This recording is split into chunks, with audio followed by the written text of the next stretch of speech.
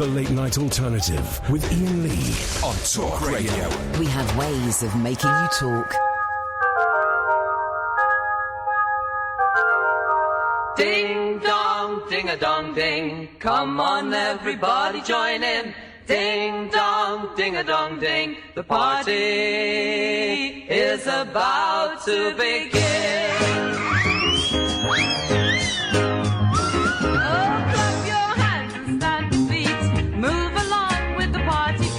There's games to play and songs to sing, so let the music start to swing. Ding dong, ding a dong ding. Come on, everybody join in. Ding dong, ding a dong ding. The party is about to begin.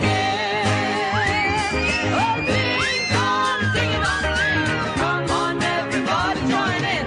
Ding dong, ding a dong ding. The party is about.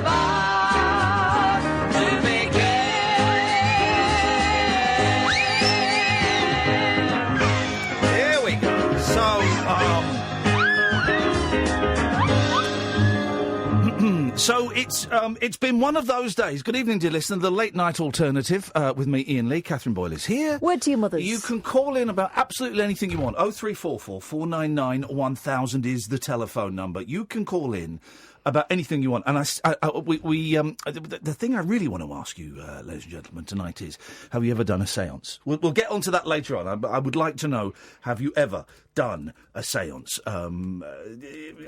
Whatever the telephone number. I don't remember. The reason why I'm stammering a little bit is because earlier on today I received an answer phone message from noted television actor, BAFTA nominee probably, Joe Swash. If you were listening to the show last night, you know we were playing a game. How much would you have to be paid to drink Joe Swash's wee? And I said I would drink his wee for £500. Joe Swash was listening to this, and he left a message. I'm going to phone him up now. Hang on a second.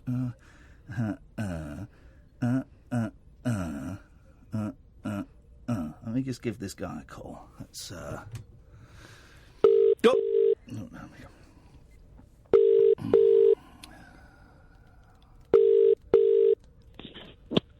Hello? Hello, is that Joe Swash from the telly? What's happening here, Lee? You going to drink my piss or what? You're live on Talk Radio, Joe. Yes. I thought this was a research chat. No, mate, this is a chat, right? Did you hear any of last night's show, or did someone tell you about it? So I just I see it on my Twitter feed that you was talking about maybe drinking my wee for £500, and you know you always like to talk a good game, so I thought I would take you up on the offer. Okay. I'm well prepared to deliver on my end. By well prepared, he means he's drank lots of tea. Well, no, what I'm going to do is I'm going to kind of dehydrate myself so it's quite thick. Oh, no. Oh, jeez. Well, here's the thing, because I've not said yes yet, but last night, if you didn't listen, pretty much the whole first 2 hours of the show were people phoning in, because you told me that you'd drunk your own wee by mistake. Yeah, and I did tell you. I told all my listeners. And Thanks. You're welcome. And then people were phoning in saying how much money that they would be required, they would have to be paid to drink your wee. There was that girl, there was a woman called Jo. Yeah, a grand. She'd have done it for a grand. She'd have done it for a grand. There was Tony. Was it Tony who'd have done it for 25 grand? No, that was John. But 25 grand? Yep. Yeah, he's a bit posh. But I'm prepared to drink my wee again for that sort of money. Yes, no one's offering that sort of money. And then I got up today, and I switched on my phone, and I don't know how you got my phone details, but I should be tracking down whoever that was.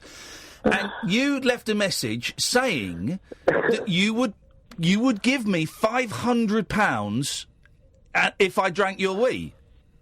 Oh, is that what I said? Yes.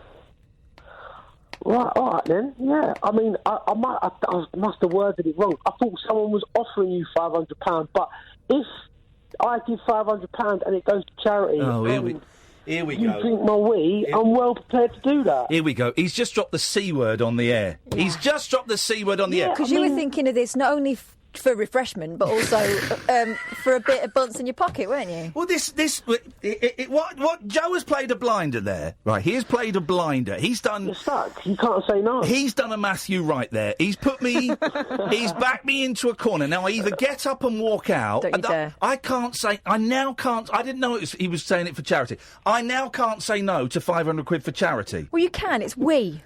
Right. I think all we have to discuss here Yes. is not whether or not you're going to do it, because obviously you can't say no. It's the amount of my weed that you're going to drink. Right. Well, hang on a second, because I'm not going. We did specify last night, to be honest. We'll get into the specifics in a bit. The first things first. When I heard this, I immediately got onto Katherine and said, "Katherine, we need medical advice on this," because I am hoping, Joe, that we've got a doctor on the line. I'm hoping that this doctor will be able to kind of write me a sick note. And will be able to get me out of this on some form of medical ground, saying it is dangerous to drink an actor's urine. Well, I'm well up for having a little chat with the doctor. All right. As long as I can ask the doctor if he says it's okay, what it is I can eat to adapt the taste and make it a lot richer for you. All right, we got Dr. Matt Pickover. Is that how you say your last name, Matt? It is indeed. Matt, good evening. Nice to speak to you. I believe when Katherine, my producer, got in touch with you today, she showed me the reply that you sent her.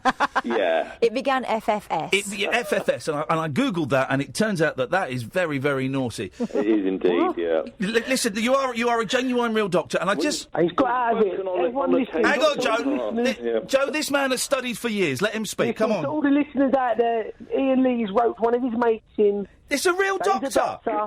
I have the called SSS. I've got rid of Joe for a second, Doctor. So it's just us talking because we won't get word. One of your researchers, Tara, phoned me up. I think one of the producers, I think from another show or something, phoned me up about 3 times in 1 week, asking me to come on the show and talk about stuff and speak to Eamon Holmes a few days ago or something like that.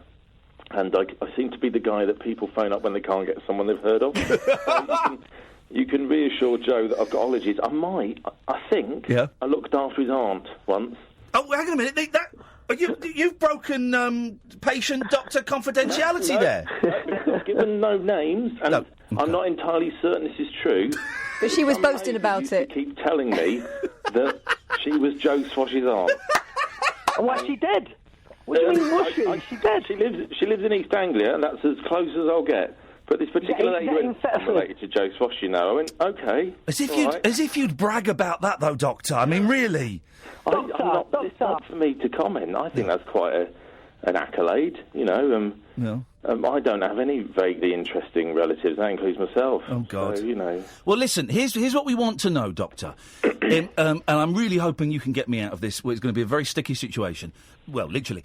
Is it... Right, because some people... is it okay to drink your own weed, to start with? Because some people really rave about it and say it's healthy and it's good for you. So where do we stand on drinking our own urine? Don't. Oh. Because it's pee. I was going to say something else. But, I mean, it comes from your genitals. Oh. And then you put it in your mouth. I mean, plus it's basically like drinking seawater, by all accounts. Right. And... you wouldn't want to do that. I've been doing some research. It's not as easy as you'd expect, and it certainly wasn't a significant part of med school. That I don't remember the lecture about is it possible to drink your own pee. I might have napped through it. I don't know, but according to the Survival Handbook, the SS Survival Handbook, which I do have a copy of, Lofty Wiseman advises against drinking your own urine in a survival situation. I mean, in the short term. Yeah. It's not going to cause you a great deal of harm. Yeah. And in the days of yore, thankfully before I became a doctor, that people would taste urine to check if people had diabetes. No! Yeah, because diabetes mellitus needs a siphon of honey. So mellitus being honey, diabetes, I think, siphon, something like that. So people would basically pee loads because of all the sugar in their wee, and it would taste sweet. Wow. And I'm quite thankful I use a dipstick or a blood test to check that out. I used to have a boyfriend that had diabetes. Yeah. I never did that test, but I do remember when his blood sugar was low, he would smell like pear drops. Yeah, only some people can smell that smell. I can't smell it. Oh, some people Catherine, can. you've got a special gift. Yep. Yeah, it's like being able to smell asparagus wheat, apparently. Yes. OK, so it's not recommended. You wouldn't want to do it on a daily basis, drinking your own urine. It would be an emergency. Any urine, regardless of its origin, Yes. whose trouser department it came from, and I think it. No. Sit in a tin of beans, or do one of them sort of slightly masochistic runs through the mud or something. Yeah. I think I'd rather run 10k covered in mud than drink another man's pee. Even if it's Joe Swash's? As esteemed as that urine may be, and my wife would probably, like Joe Swash, being a massive fan of a lot of TV in her time, but... I like that non-specific description. Being a massive fan of a lot of TV. EastEnders primarily. Right, OK, you knew that, OK. She was a massive fan of EastEnders. She'd get very excited, but I think she's gone to bed. But, So it's not necessarily recommended, but if I were to drink just one bladderful of Swash, Swash's squash... Swash or squash. It would... Freshly squeezed, fine vintage. Supposing he's got... Can this is going to sound like a silly question, but actually it's genuine. Can a disease be passed from urine to mouth? If he's... they say that urine is sterile, but penises aren't, as a rule, right? Aren't they? That's the thing. And the fluid through the urine, it probably isn't as sterile as we thought it was. And it all depends what Mr. Swash has been doing, I suppose, potentially. Joe, what have you been doing? Nothing. I've pretty much live a normal life, yeah. Not much. OK. Can I ask you something? Go on, Joe. When I eat sugar puffs, my wee smells like sugar puffs. Is that normal? I think a lot of people report that. A lot of chemicals are passed into the urine. If I drink... I'm going to share this on live national radio. If I drink a lot of coffee, which is basically all the time in my job, it smells like Starbucks. It's kind of... Yeah. There is a piquancy to it. What would you recommend that I drink to make it... to enhance the taste of my urine? Joe! I think it very much depends upon... Ian's own preference of urine flavour, really, whether he has a great desire. How do you make it very ammonia, sort of like? Well, that's just your wee in general. Just concentrated urine would increase that sort of hint of pub urinal about it. But... Right. Okay. So Matt, basically, what you're saying is, if I do it, I'm an idiot. But you can't write me an actual medical note to get me out of this. There's no legislation against idiocy, sadly. I meet people who make bad decisions every day. That's life, isn't it? We have to acknowledge that. But I'd be wanting to crowdfund this and raise millions for charities and worthy causes, rather than 500 quid and a bladder full. Bladders can hold a lot. The biggest bladder I once ever saw was 6 litres. And hang on a minute! You're probably talking about best part of a pint. 6 litres? Yeah, that's nuts. Yeah, but from a human being? That's incredible. Yeah, from a human being. But the best part of probably, depends how long you wait, 500, 600, 700 mils in some cases. Oh. I get the feeling that Joe's going to drink loads as well. Yeah. Make sure he gives you a decent... in catheters, sometimes you get like a litre out or so. I mean... So you mentioned bladderful. I think a thimbleful would be worthy of 500 quid. Never mind a bladderful. OK, all right. Well, I'm not advocating drinking even a thimbleful from a professional point of view. Matt, listen, you are very kind. You are now officially, I'm afraid, a friend of the show. Well, that's very kind. Is there anything that while you're here, you've been very generous with your time and very patient with talking to two idiots, me and Joe. Is there anything that you'd like to plug? Anywhere you'd like to send people? I've got a book. Oh, go on. What's the book? Well, it's on arthritis. It doesn't really necessarily... I'm not sure it's even sold, but it's basically called Everything Your GP Doesn't Have Time to Tell You About Arthritis. It isn't a catchy title. It's about £7 on Amazon as we speak. Right. Do you know what? I'm going to find that during the break, Matt, and I'm going to tweet a link to that because you've been a dead good sport. So thank you very much indeed. Very kind of you. Any time you wish to talk about any kind of bodily effluent, the clinical kind of angle, you know where I am. I've got your book, and I'm going to tweet it in a minute. Thank you, Matt. Nice to talk to you, mate. Thanks a lot. Cheers, bye now. Cheers. Right, there we go. Right, Joe. So you're stuck in, yeah. You've got to do it now. There's no way out of this, is there? No. So what are the terms and conditions here? How much are you going to be drinking? Right, Joe Swash. I'm going to drink your piss. Oh, God. How much? How much of it? I want like a glassful. Well, you know what? Let's say a coffee cup full. All right, fine. That's a lot. Can you and the £500 goes to a charity of my choice? Well, I was hoping to go to a charity of my choice. Wait a minute, that's not... You're not doing the drinking, mate. What about we go 50-50, yeah? All right, 50-50. So 250 quid to yours, 250 quid to mine.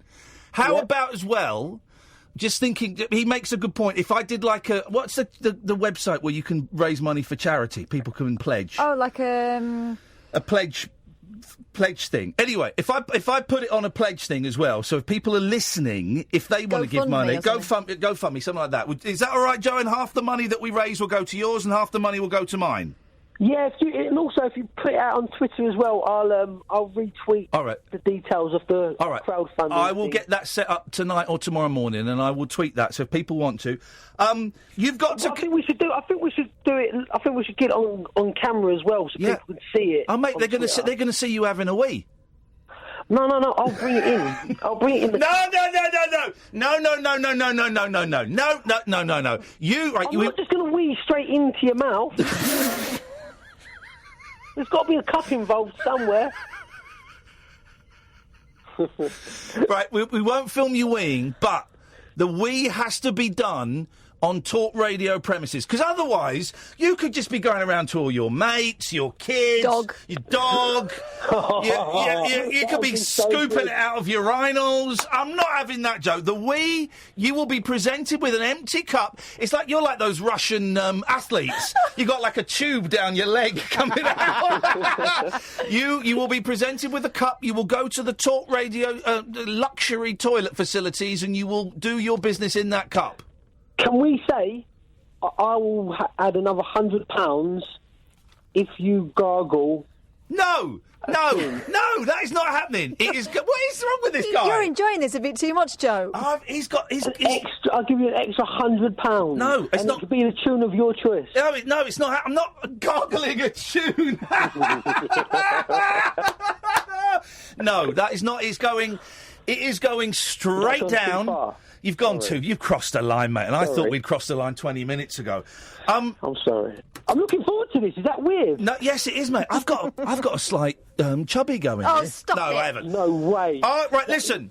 I'll send you. I'll speak to you over the weekend. Maybe one night next week. You just give me a bell. I'm free next week. All right. I'll provide the merchandise. The merchandise. You provide the mouth. I am. Hang on a minute. Have we got a date for Gail Porter yet? Yes. What date's that? Let me look in my. Because I know we've got Chris Difford on the 13th. Shall we bring people in to watch it? She's coming and watch. Oh, for goodness sakes! She's on the 14th. We can make this big. We can make this like Live Aid. Live Aid. How about Thursday the 15th next week? Well, we'll have to check tomorrow. All right. Yeah, we'll check tomorrow. But I've got you there with in pencil.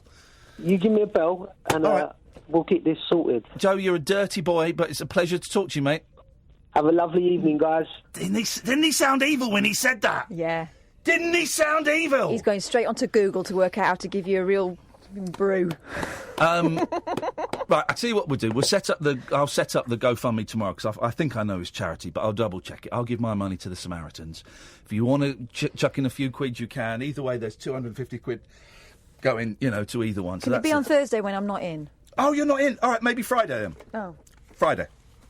I'll text. Maybe Friday. All right, brilliant.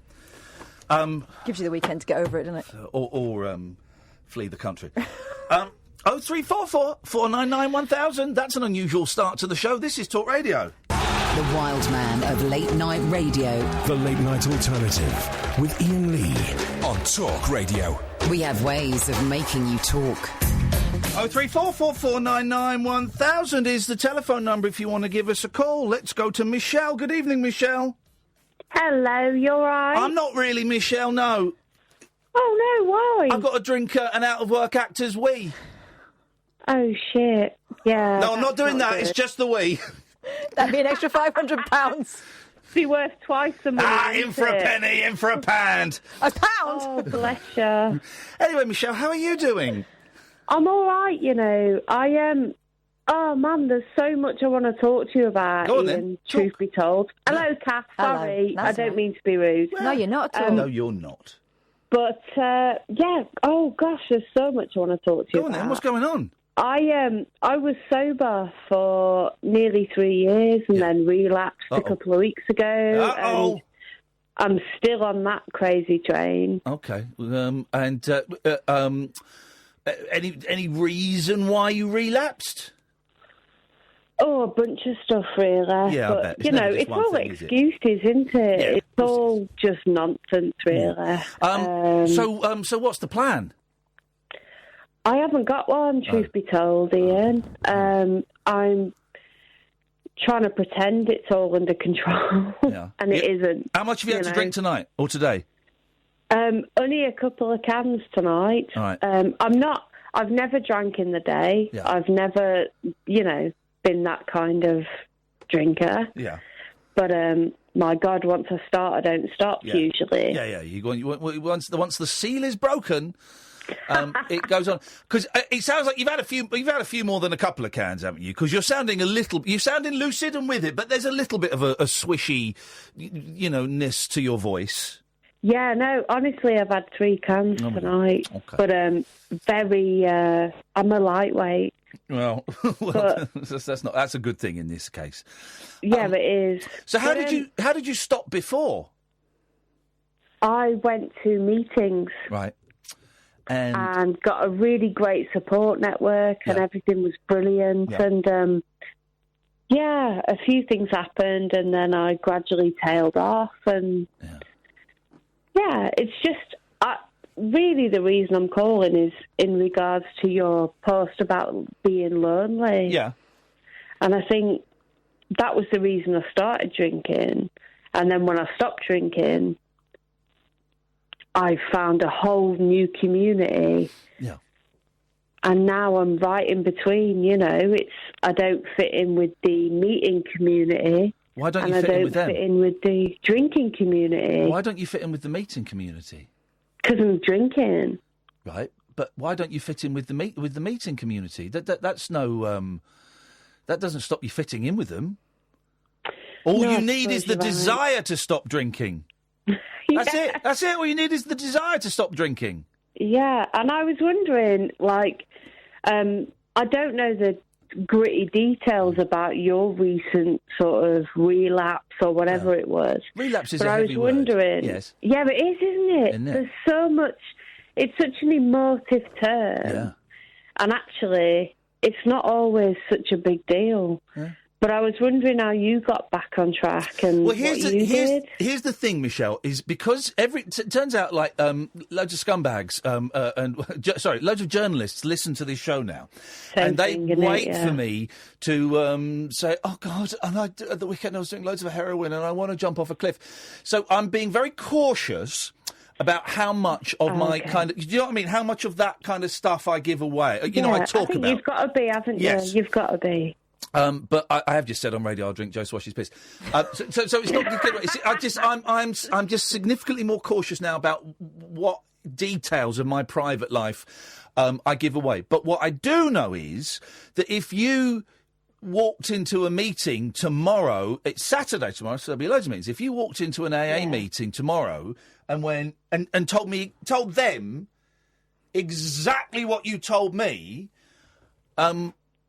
all right, let me ask you, if you went into a meeting tomorrow and you shared all of this stuff, what do you think people would be thinking about you, and what do you think people would say to you?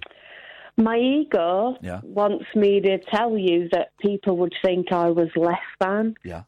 Because having had nearly 3 years, I should know better. Yeah. But in reality, no one would give a toss, would they? No. I suspect that I know that no one would give a toss, that people would say to you, welcome back. You get loads of welcome backs. You'd probably get a couple of people, if it was a big meeting, you'd get a couple of people coming up to you offering to give you their telephone number.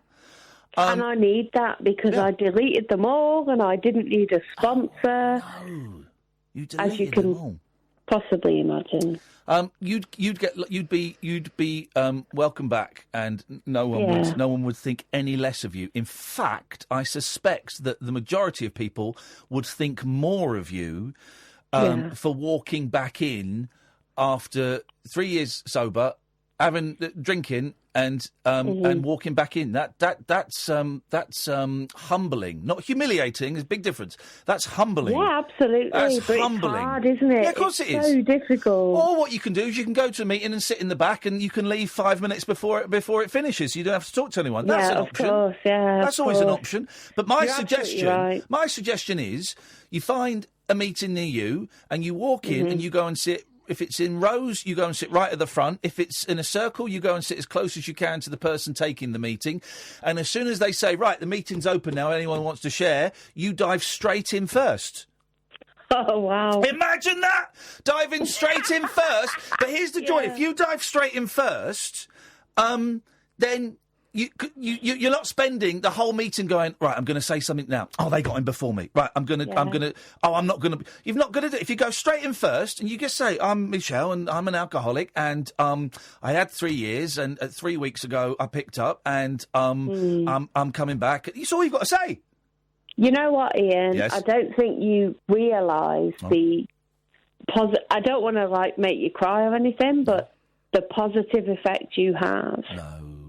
Well, I really don't, because you're just incredible. No, I'm not. You and Kath, what you're doing. I tell you what, do me a deal.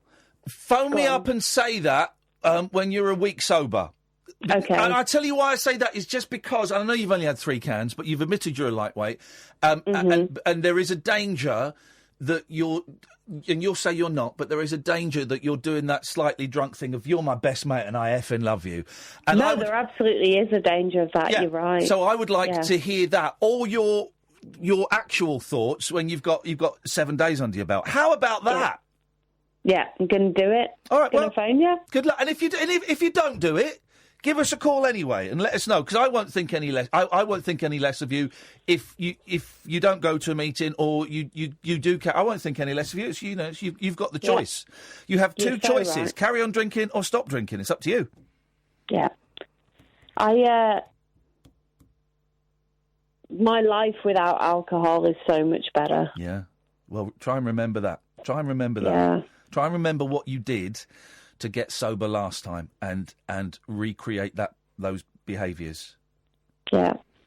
Yeah, you're right. Thank you so much. It's been so lovely to speak to you. You're my best mate and I effing love you, Michelle. I'll speak to you next week. Take care. Ta-ta. Bye, love. Bye-bye. Bye. She was a nice lady, wasn't she? 0344 499 1000. Gosh, we've got loads and loads of calls. This is the late night alternative. You won't hear a radio show like this anywhere else in the world. I'm Iain Lee. You're listening to Talk Radio. Late night conversation worth losing sleep over. The late night alternative with Iain Lee on Talk Radio. We have ways of making you talk. By the way, if you can watch the show. It's on Periscope, but Periscope is a little bit lawless. So Matthew, good friend of the show and of mine, puts it on YouTube as well. So if you want to go to youtube.com/rabbithole, subscribe, there's a little bell, I think, under the videos, and that will tell you when we're live. And look for the live video, and you can see us now. It's a nice, friendly, moderated chat, and I post in there as Iain Lee's Rabbit Hole TV when I get a chance during the breaks and things like that. We're going to be doing that live TV show on June the 3rd, Sunday, June the 3rd, around about 7 o'clock. We've got the technology up and running. Katherine and I are going to have a go at doing a live television show on that YouTube channel. We're going to get a guest, and I need to have a little think. We'll have a chat on the drive to Brighton about who we might like to get. And there are still some tickets available. Ticketsource.co.uk/Iain Lee. Ticketsource.co.uk/Iain-Lee. The whole thing's going to last a couple of hours. The TV show itself will last about 35, 40 minutes. But for the 2 hours, we'll be dicking around and probably record a podcast and stuff like that. And also, I've now got a green screen. I bought a green screen kit with, like, 2 studio lights and stuff for £65 on Amazon. And it works. Well, one of the light bulbs is broken, but they're going to send me another one. But it's like it's a proper kit, and it works, and it can do green screen. I set it up today, and I just tried it out on my mobile phone, and it worked. So what I need to do is get the other light working, get cameras in there, and I'm going to film like stuff. It's in this flat I'm living. I'm living in one room, and now the whole room is taken up with green screen equipment and lights. So I'm going to film some stuff. I don't quite know what, but I'll film some stuff of my own. We'll film some stuff together. We can film some backgrounds tomorrow when we're in Brighton. Yeah, exactly. We can do that.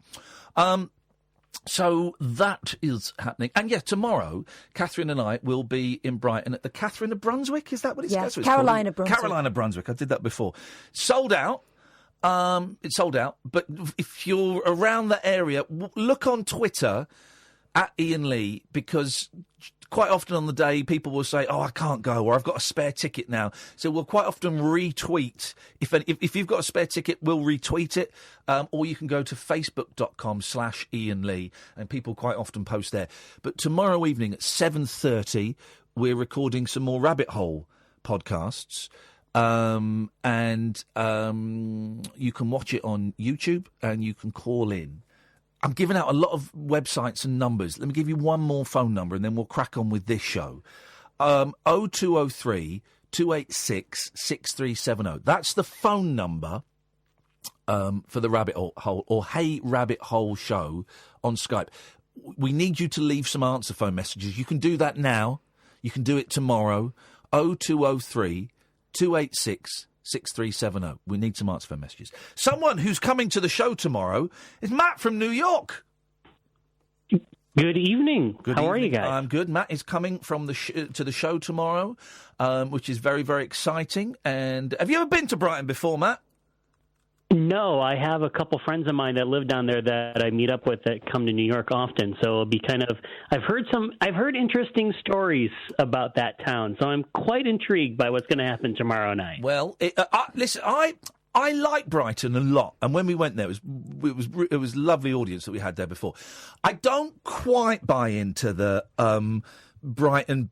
A lot of it's considered very trendy and bohemian. That's the word, and artsy. And I don't quite buy into that aspect of it. I don't think it's got a real beach because it's pebbles. But there is something about Brighton. There's that wonderful pavilion as you drive in. Loads of record shops. Maybe we'll get there early enough to have a little wander around at the record shops. It's got that English seaside faded grandeur thing going on, hasn't it? Yeah, but it's slightly different from all the other English seasides. It ain't no Margate, it ain't no Blackpool. It's not scruffy, no. I don't know. I don't think Margate's necessarily scruffy, but it is. Oh, it is. I've been. It's. Southend I went to. There we go. It's Brighton is unique. I think Brighton is unique. So you're saying I'll be stepping back in time tomorrow, then? Well, no, I don't think you will so much with Brighton. I think Brighton. I don't think there's any place in Britain that is like Brighton. There are bits. Are you going in on a train? Because the train station is quite Victorian here, isn't it? Yeah, I'll be taking the train on in. I'm quite looking forward to the trip, so that'll be great. I think you'll like it.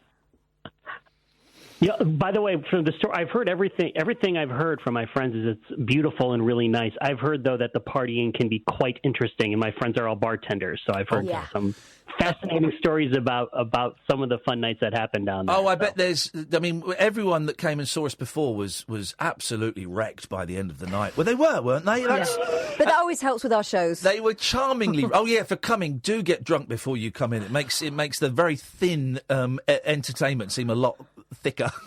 I wonder who's going to. It would be amazing if I leave the country in a couple of weeks. Any sense or any bit sober. It will be a miracle if that happens. You've been absorbing the booze by osmosis.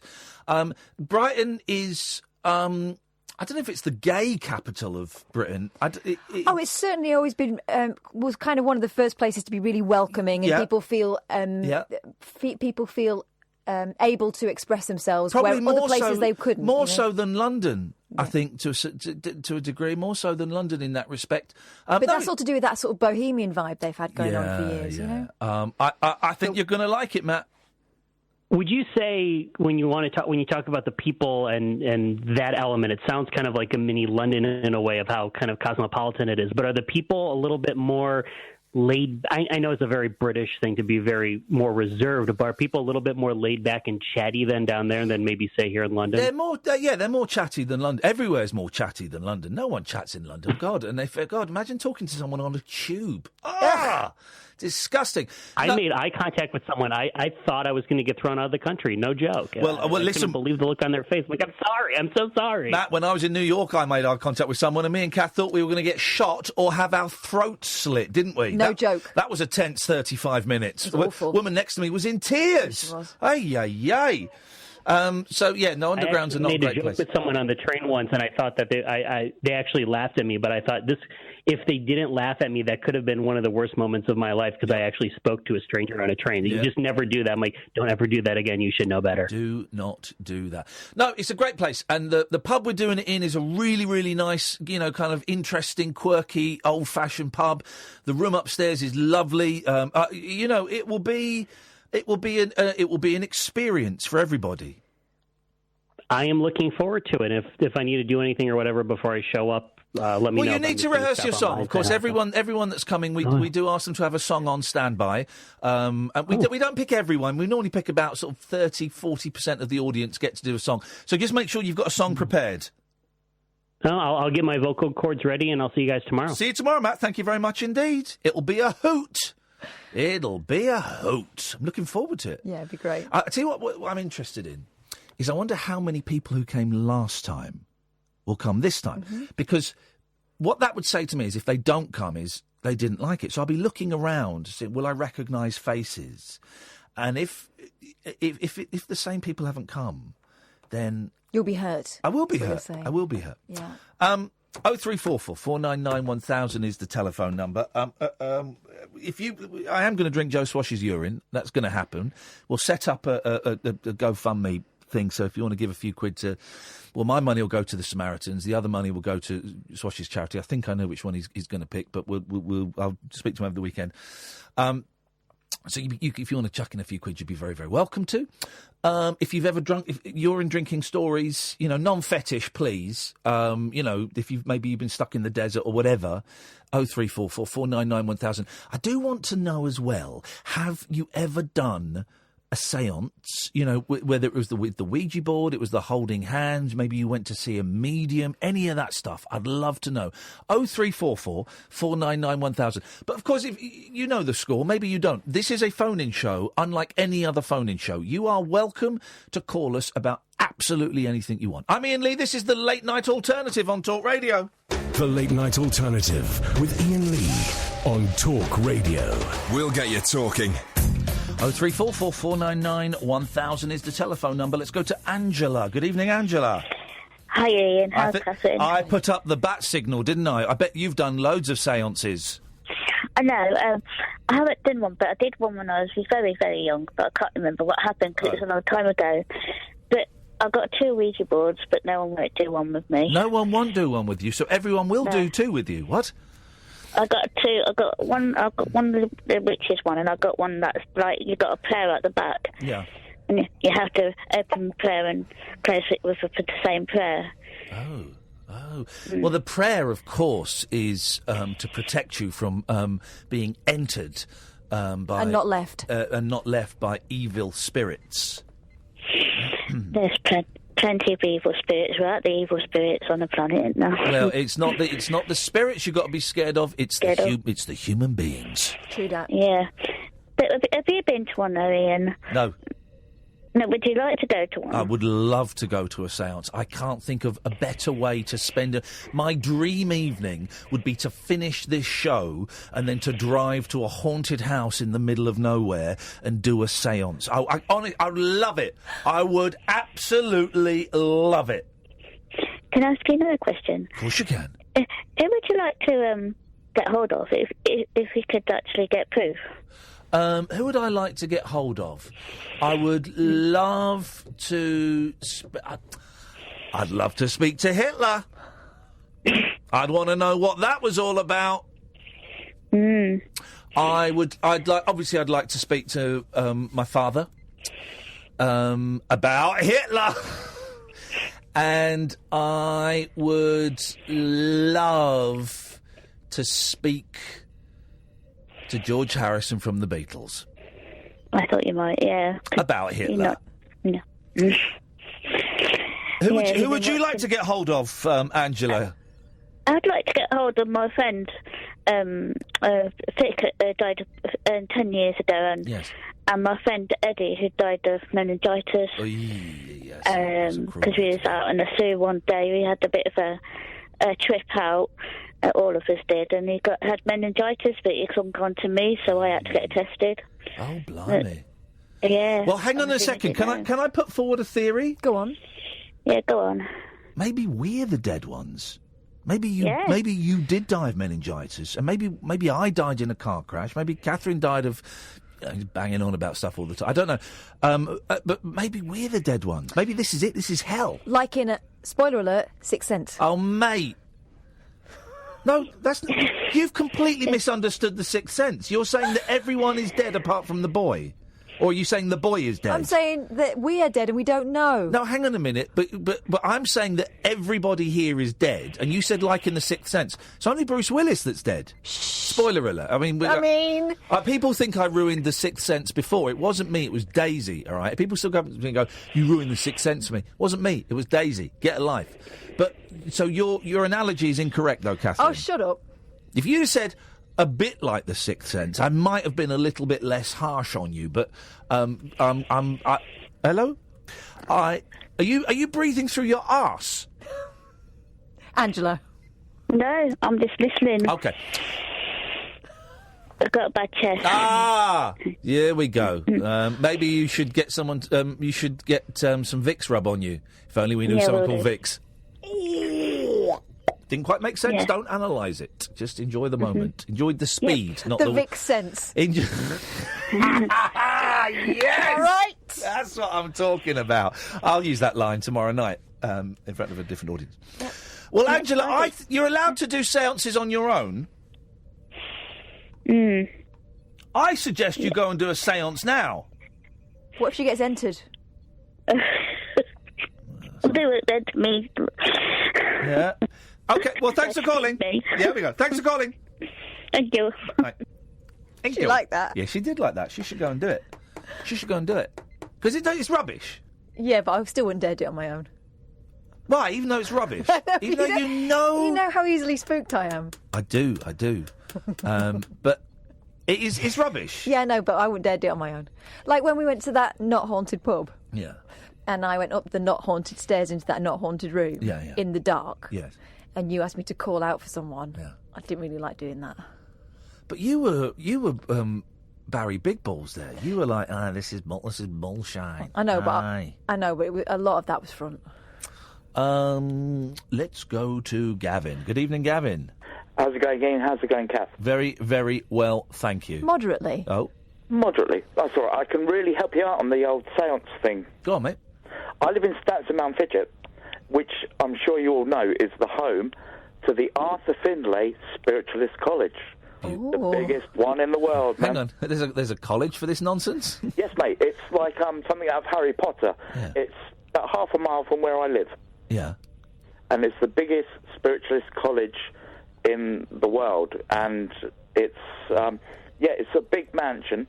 And you can go on psychometry courses there. You can do... Psychometry, for those who don't know, and I know this because I've as part of my crystal healing course I did, which I've told you about, we did psychometry. Psychometry is where you hold someone's like watch or necklace or something, and you get vibes off it. You get vibes, yeah. You get vibes off it. And they do summer courses, they do residential courses. Do they do free courses for celebrities? Because I don't want to pay.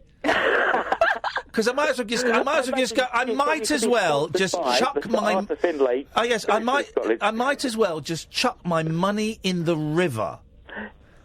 Because it was. I mean, it's just giving money to you know. Well, if you took Kath from the TV crew or your phone, that is the TV crew. Around the grounds. Go on, find out this Arthur Findlay College. In the meantime, feel my vibes off my neck. It's like half a mile away from where I live. What is it? Dr. Findlay's casebook. Right, and I'm holding Kath's trinkets, and I'm trying to get some stuff off this. What vibe are you getting I was going to phone you up with a game, but hang on a minute. Hang on a minute. I'm doing psychometry. Okay, man. You've got neck issues, haven't you? You've got a problem with your neck. No. Someone in your family has got a problem with their neck, haven't they? Who's got a problem with their neck? This is serious. This is what came into my head. I think I've got a wind going in. Not you. Shut up, Gavin. I'm not holding your trinkets. I'm holding Kath's necklace. Someone's got a problem with their neck in your family. Well, I mean, probably. Well, just think about it. Think about it. I am. Can you tell what I'm thinking? Stop being an idiot. This is serious. Has one of your kids got a cough? No. Just watch them this weekend. No, this doesn't work in because you know Kath and you know all the. Yeah, and do you know what? More's the point. I know him. I tell you why this doesn't work. He won't shut up, right? And I'm reading the vibe. Anyway, you watch someone's neck, and your kids are gonna have a cough this weekend. You mark my words. Take it away with you. Anyway, Gavin, what you got? I can't remember. I was trying to direct you to Arthur Findlay College in Stansted. I've got it. We're going to find out how much the courses are. Yes. Okay. They're not dear. They're all right. Well, how much are they? So someone just tell me how much they are. £75 for the week. Yeah, bloody hell. Thank you, Gavin. Oh, for the week. That's actually pretty good. That's a tenner a day. But what do you get for that? Magic power, isn't it? Hey. How much do you charge for your crystals?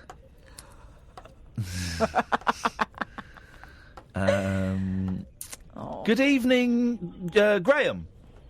Hi there, how are you doing? Very, very well, Graham. What have you got for us tonight? Yeah, I was wondering if you'd be interested in starting a debate about the legalisation of cannabis oil for medicinal purposes. Why don't you start it?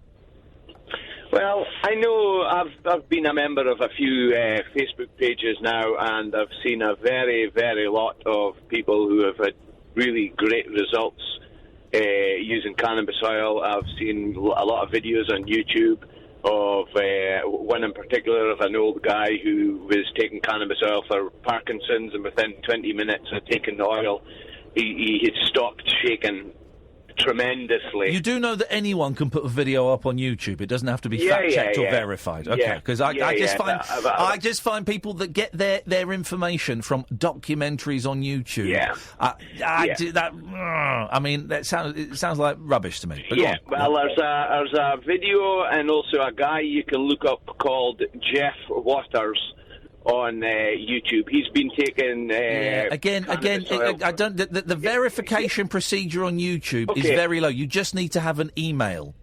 Okay, I know someone who has been taking cannabis oil for 2.5 years now, who was diagnosed with stage 4 COPD and was told they needed a double lung transplant.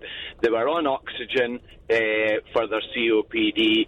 They decided to slowly wean themselves off of all their medication. They came off of their oxygen, and they're now using cannabis oil once to twice a day, and they don't take any oxygen at all now for their COPD. So that is someone that I actually personally Well, that's great, know. and I'm assuming that's been verified by the doctors that that's the reason. Yes, it has. It's someone that I know that from a state in America where they got a medical marijuana card. Right. They were given a medical marijuana card where you can buy your medical marijuana over the counter there legally. Well, I don't know I don't know what you're expecting me to say. I don't believe that story, but I do. But yeah, sure, legalise it for medicine. Sure, why not? I don't care. Yeah, I mean, it works for so many different things, and I've seen living proof of a person who has been taking it after they'd been told they needed a double lung transplant. So I mean, well, again, I don't believe that, but that's fine. I don't believe that, but it has been proven that cannabis is good for some things. So, yeah, OK. Are you expecting me to argue you down and say no? No, not at all. I'm interested to hear what your viewers would say, but I'd also like to point out that a lot of people are getting cannabis oil and CBD oil mixed up. Now, CBD oil comes from hemp, which is a strain of cannabis that's legal in this country that has no THC in it. Why? Can I ask you a question? Let me ask you a question now. Okay. Why? Why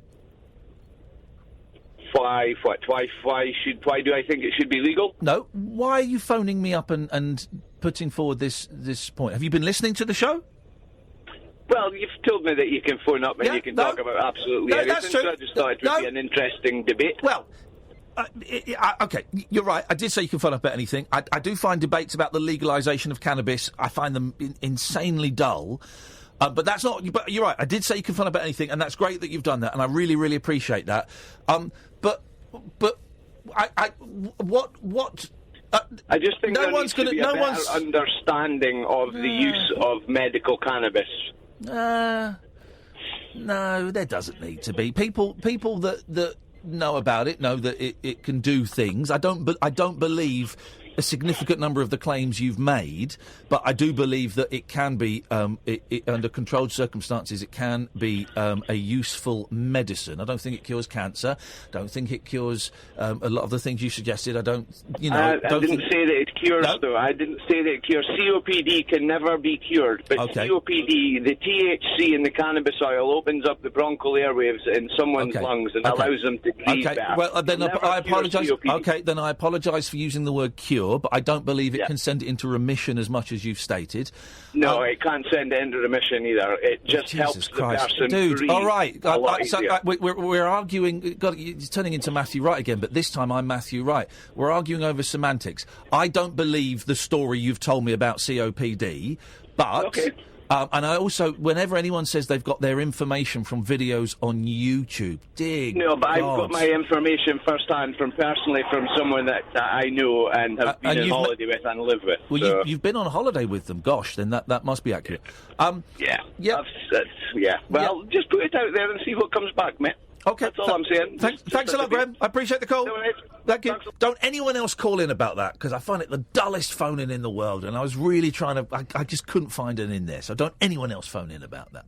But you can call in about anything, and that is the show, and that's the way it goes. 0344 499 1000. We're late. This is the Late Night Alternative on Talk Radio. The Late Night Alternative with Iain Lee on Talk Radio. We have ways of making you talk.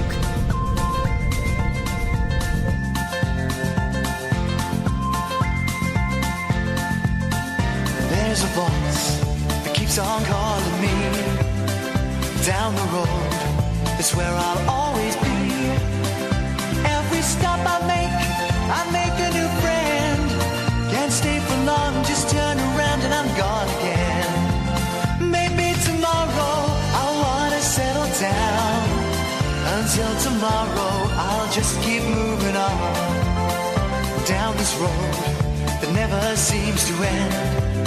When new adventure lies just around the bend. So if you wanna join me for a while, just grab your hat, come travel light, that's hobo style. Maybe tomorrow I'll wanna settle down. Until tomorrow, the whole world is my home. So if you wanna join me for a while, just grab your hat, come travel light, that's hobo style.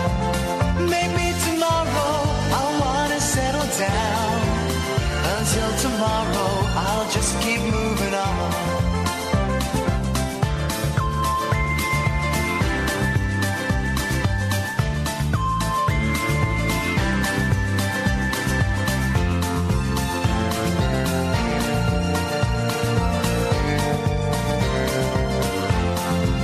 Maybe tomorrow, I'll wanna settle down. Until tomorrow, I'll just keep moving on. There's a world that's waiting to unfold, a brand new tale no one has ever told. We've journeyed far, but you know it won't be long. We're almost there and we paid our fare with a hobo song. Maybe tomorrow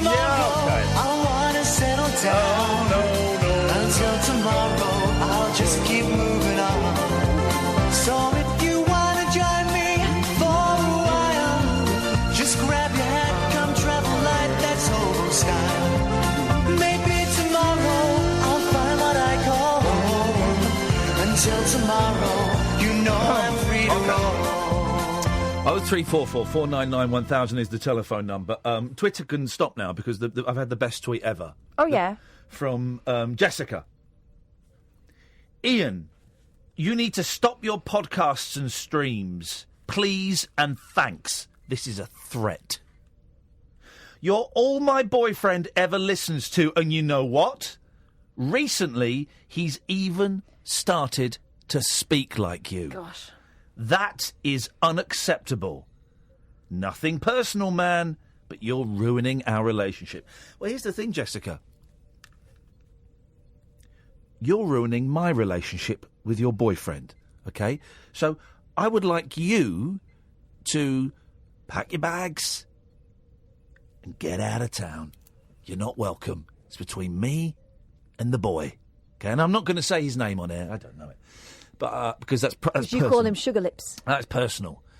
But when you go, he can spend more time watching my YouTube channel, listening to podcasts, and sending me money via PayPal. So I think it's time for you, Jessica, to say goodbye. That's that troll dealt with.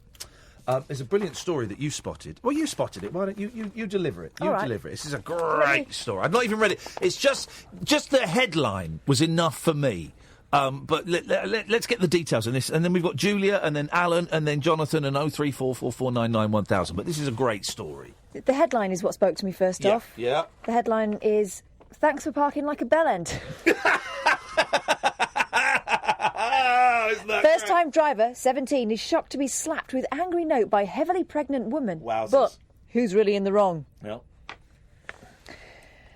A first-time driver has spoken of his shock after being slapped with an angry note by a heavily pregnant woman who branded him a bellend. Oh, dear. Despite dumping her car on the parking line. Oh. The suggestion being, so who's the bellend? Right, OK. William Smith Devoy, 17, great name. Yeah.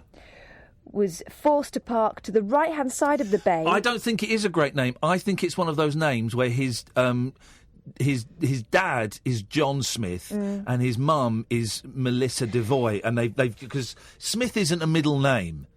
No, no. They've Yeah, that's what they've done. But it sort of reminds me of Belle Biv DeVoe. Yeah, me too. When Jean-Jacques Brel from J.J. Burnell, Jean-Jacques Brel, the bass player from the Stranglers.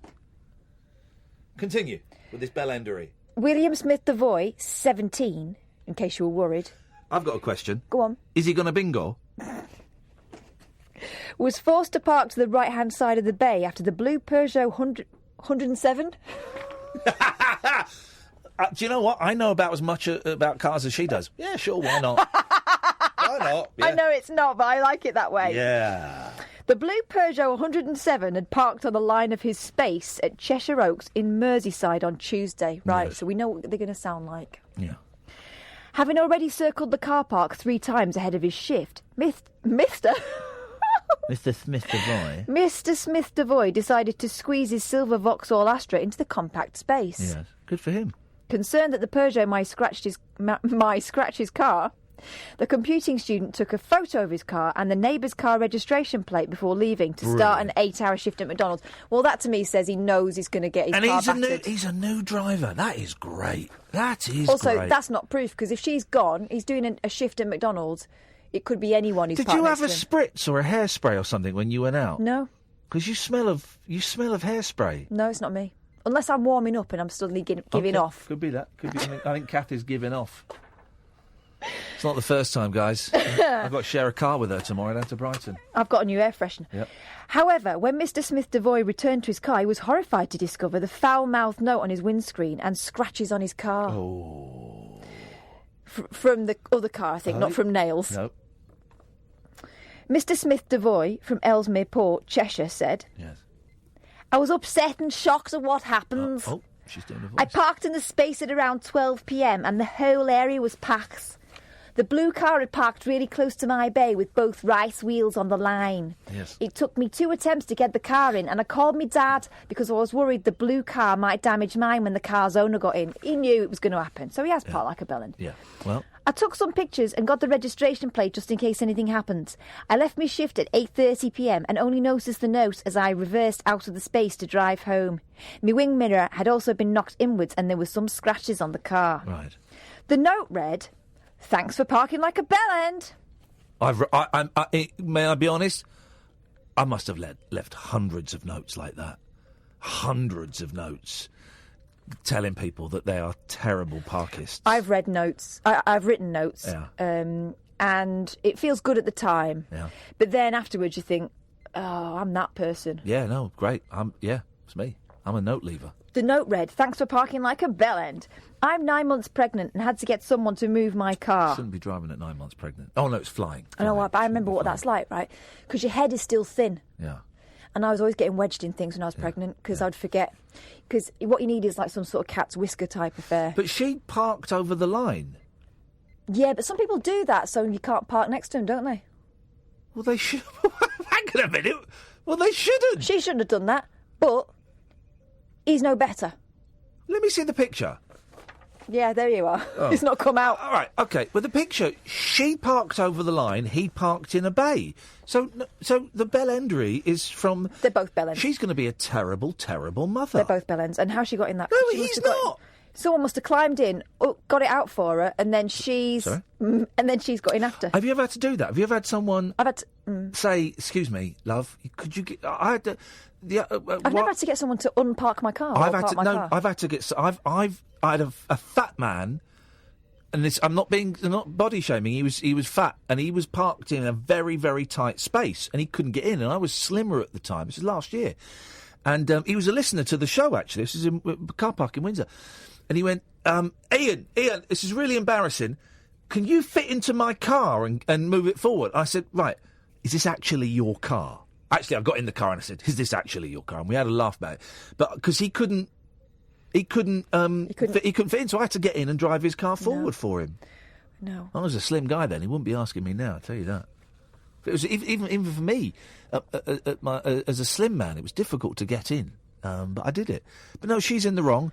She shouldn't be allowed to keep that baby. They're both in the wrong. They're both... He's not... What has he done wrong? He's parked his car. By parking it there, I mean, were there no other spaces? Oh, he'd been round a few times. Yeah, fair enough. But he knew there was going to be damage to his car, which is why he took the picture. And he told his dad. No, hang on a minute. She shouldn't have damaged his car. If we were LBC now, we'd do a text vote. I can't be bothered with that. I don't really care what you lot think. I know I'm right. Anything else interesting in that story? Stunned Mr. Smith Devoy, who only passed his driving test a few weeks ago, showed the note to his parents when he returned home. He said, "Me mum was irritated by it. She said it was quite cheeky and I thought it was wrong for the driver to bring the fact she was pregnant into this." Well, it matters because you're bigger and it's harder to get into between little gaps. "It's a situation where I done nothing wrong. I parked in the bay with spaces on both sides. The woman parked very close to mine and accused me of bad parking.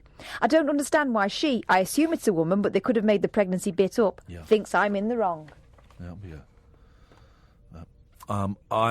Some people are saying that you, Hannah is saying that when you do the voices in stories, you do it better than me, and she doesn't. And she won't be reading out any more stories because I didn't like that whole 10 minutes. I thought was. How would you have done it? I thought it was amateur hour. Oh right. And he parked right. 0344 499 1000. This is the late night alternative. It's my show. My name is Iain Lee. Everyone else is it's my show. Yeah. The Late Night Alternative with Iain Lee on Talk Radio. We'll get you talking. All right, let's cut to the chase. Good evening, Julia. Yes. Oh, hello.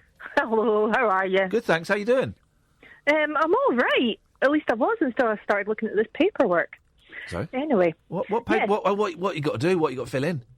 Nothing at all. Oh. I was listening to you talking about your object touchy psychic doodads. Oh yes, what was that called again? Psychometry. Psychometry, yes, the science of psychometry.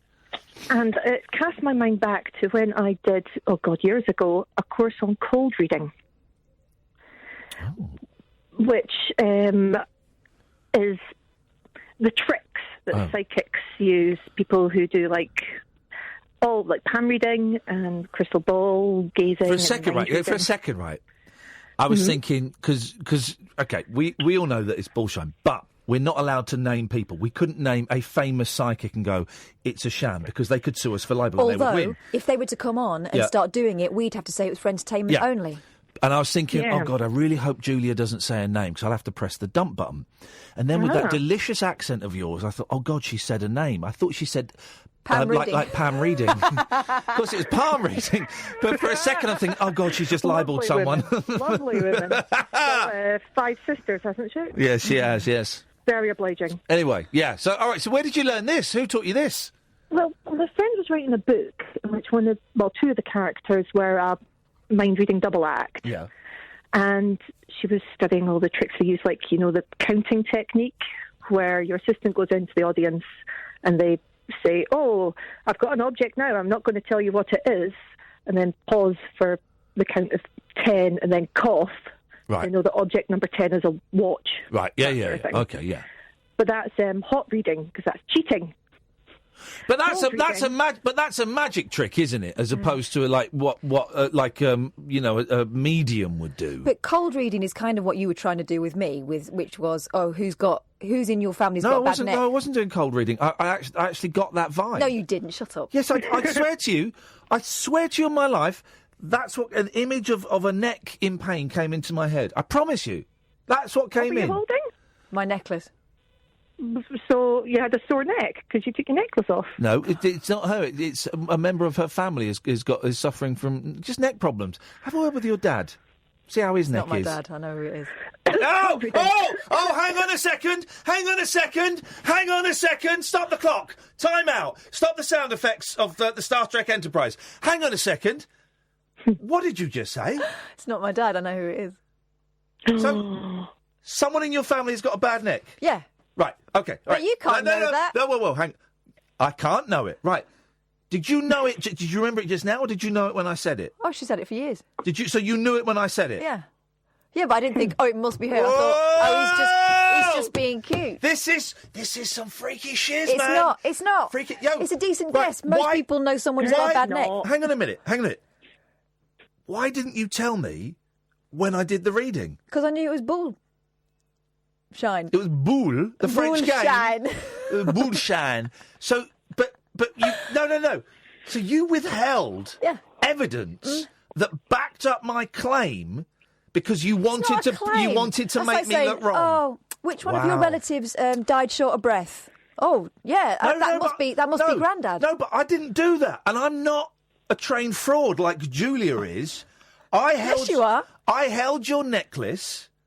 And I swear to you, on my life, an image of someone with a stiff, sore neck came into my head. I swear to you.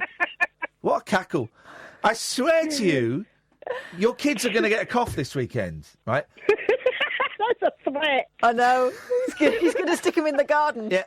Honestly, Katherine, and yet you withheld. I was right. I have displayed I've got the gift, and you withheld that information. You're outrageous. You are out. Carry on, Julia. I'm disgusted by... She used to work for the BBC, and she's a liar. Wow.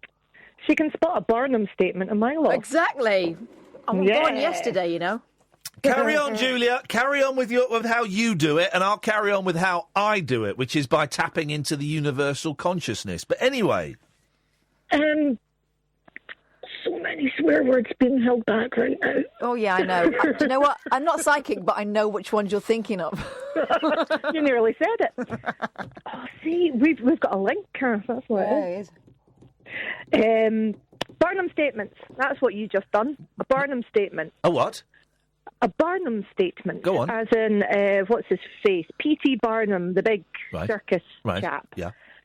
Barnum statements are not just crowd pleasers, everyone pleasers. Right. Okay. So all I can tell you is, I swear on my life, I swear to you, right? And you know that when I say that, Katherine, I mean that. Cold reading.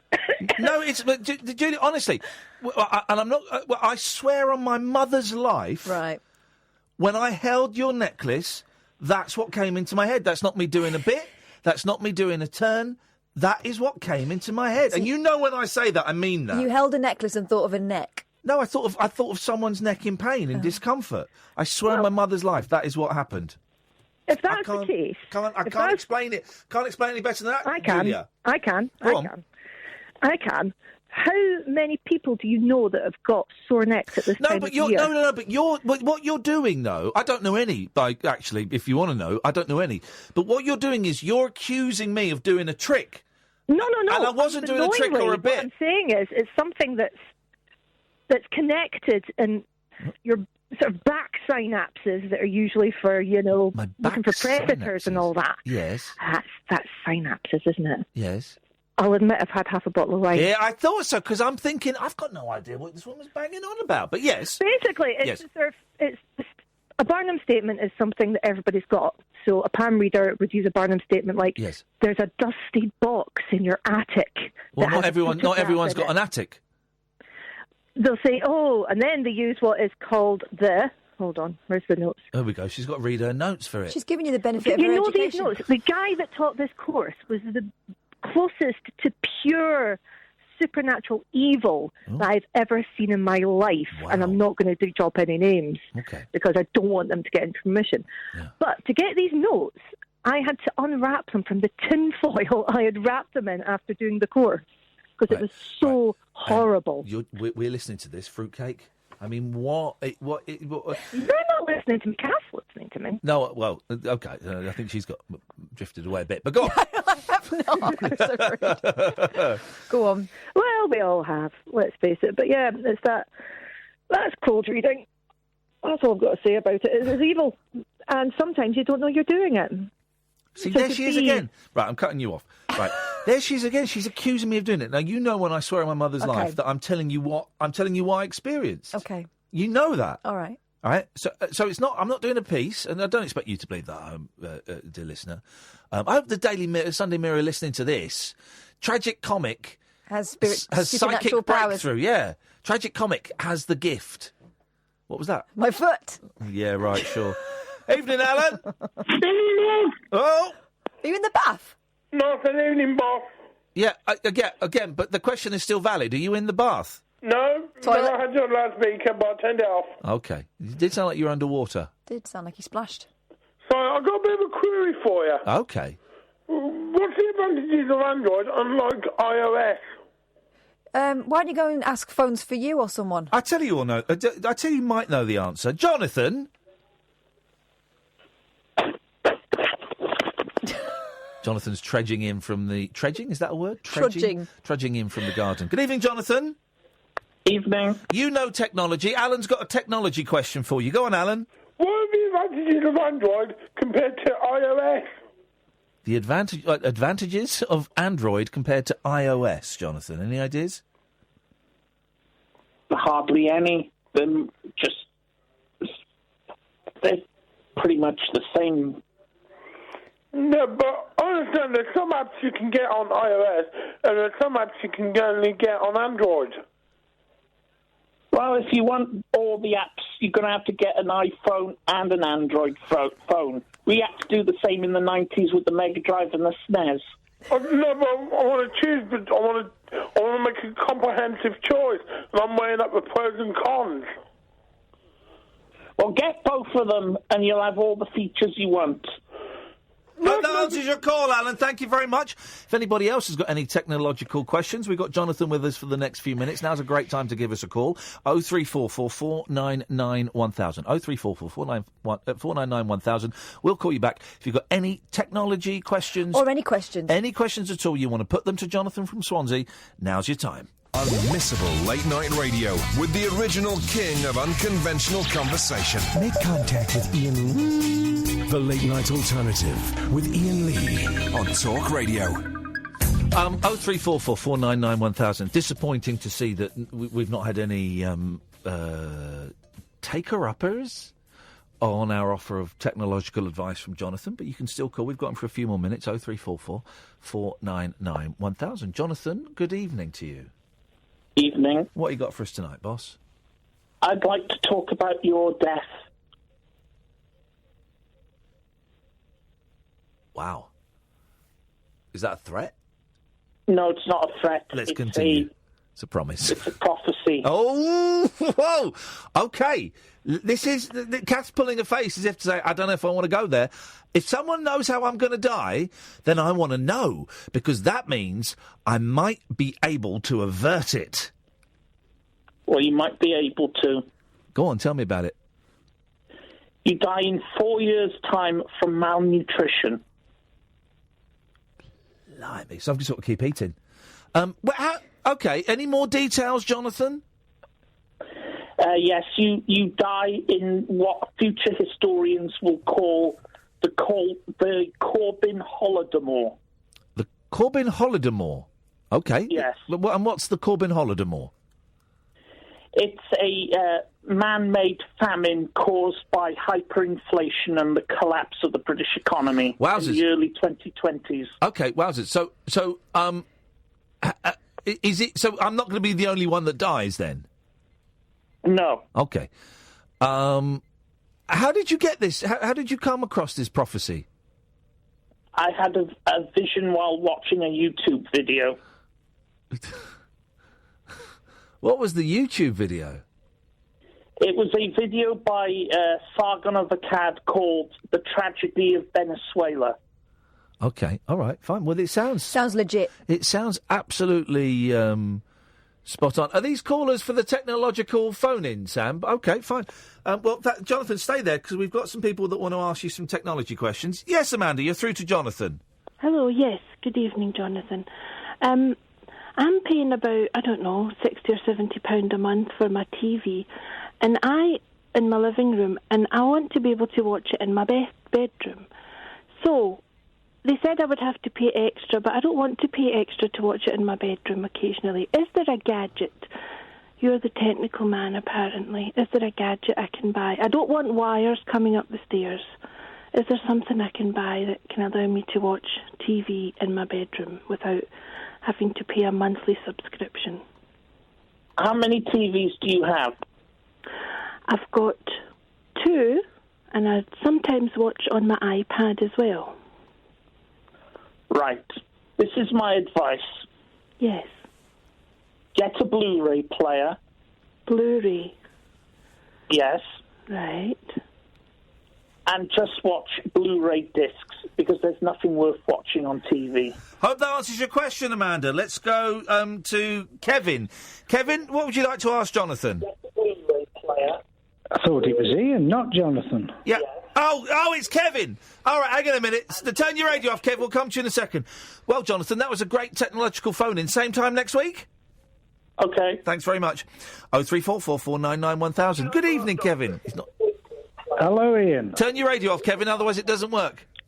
There you go. Thank you. Better? That is much better. Somebody's mentioning death then, aren't they? Especially towards you. Yeah, well, there's a prediction. Well, seeing as there's a chat about death, I want to talk about hospitals and emergency services. Okay, let's do it. Let's get real. Apparently the government are willing to give nurses and emergency services 6.5% pay increase over the next 3 years. Oh, yeah. They've got to lose one of their holiday days, haven't they? Is that the story? I know that, yes. Yeah.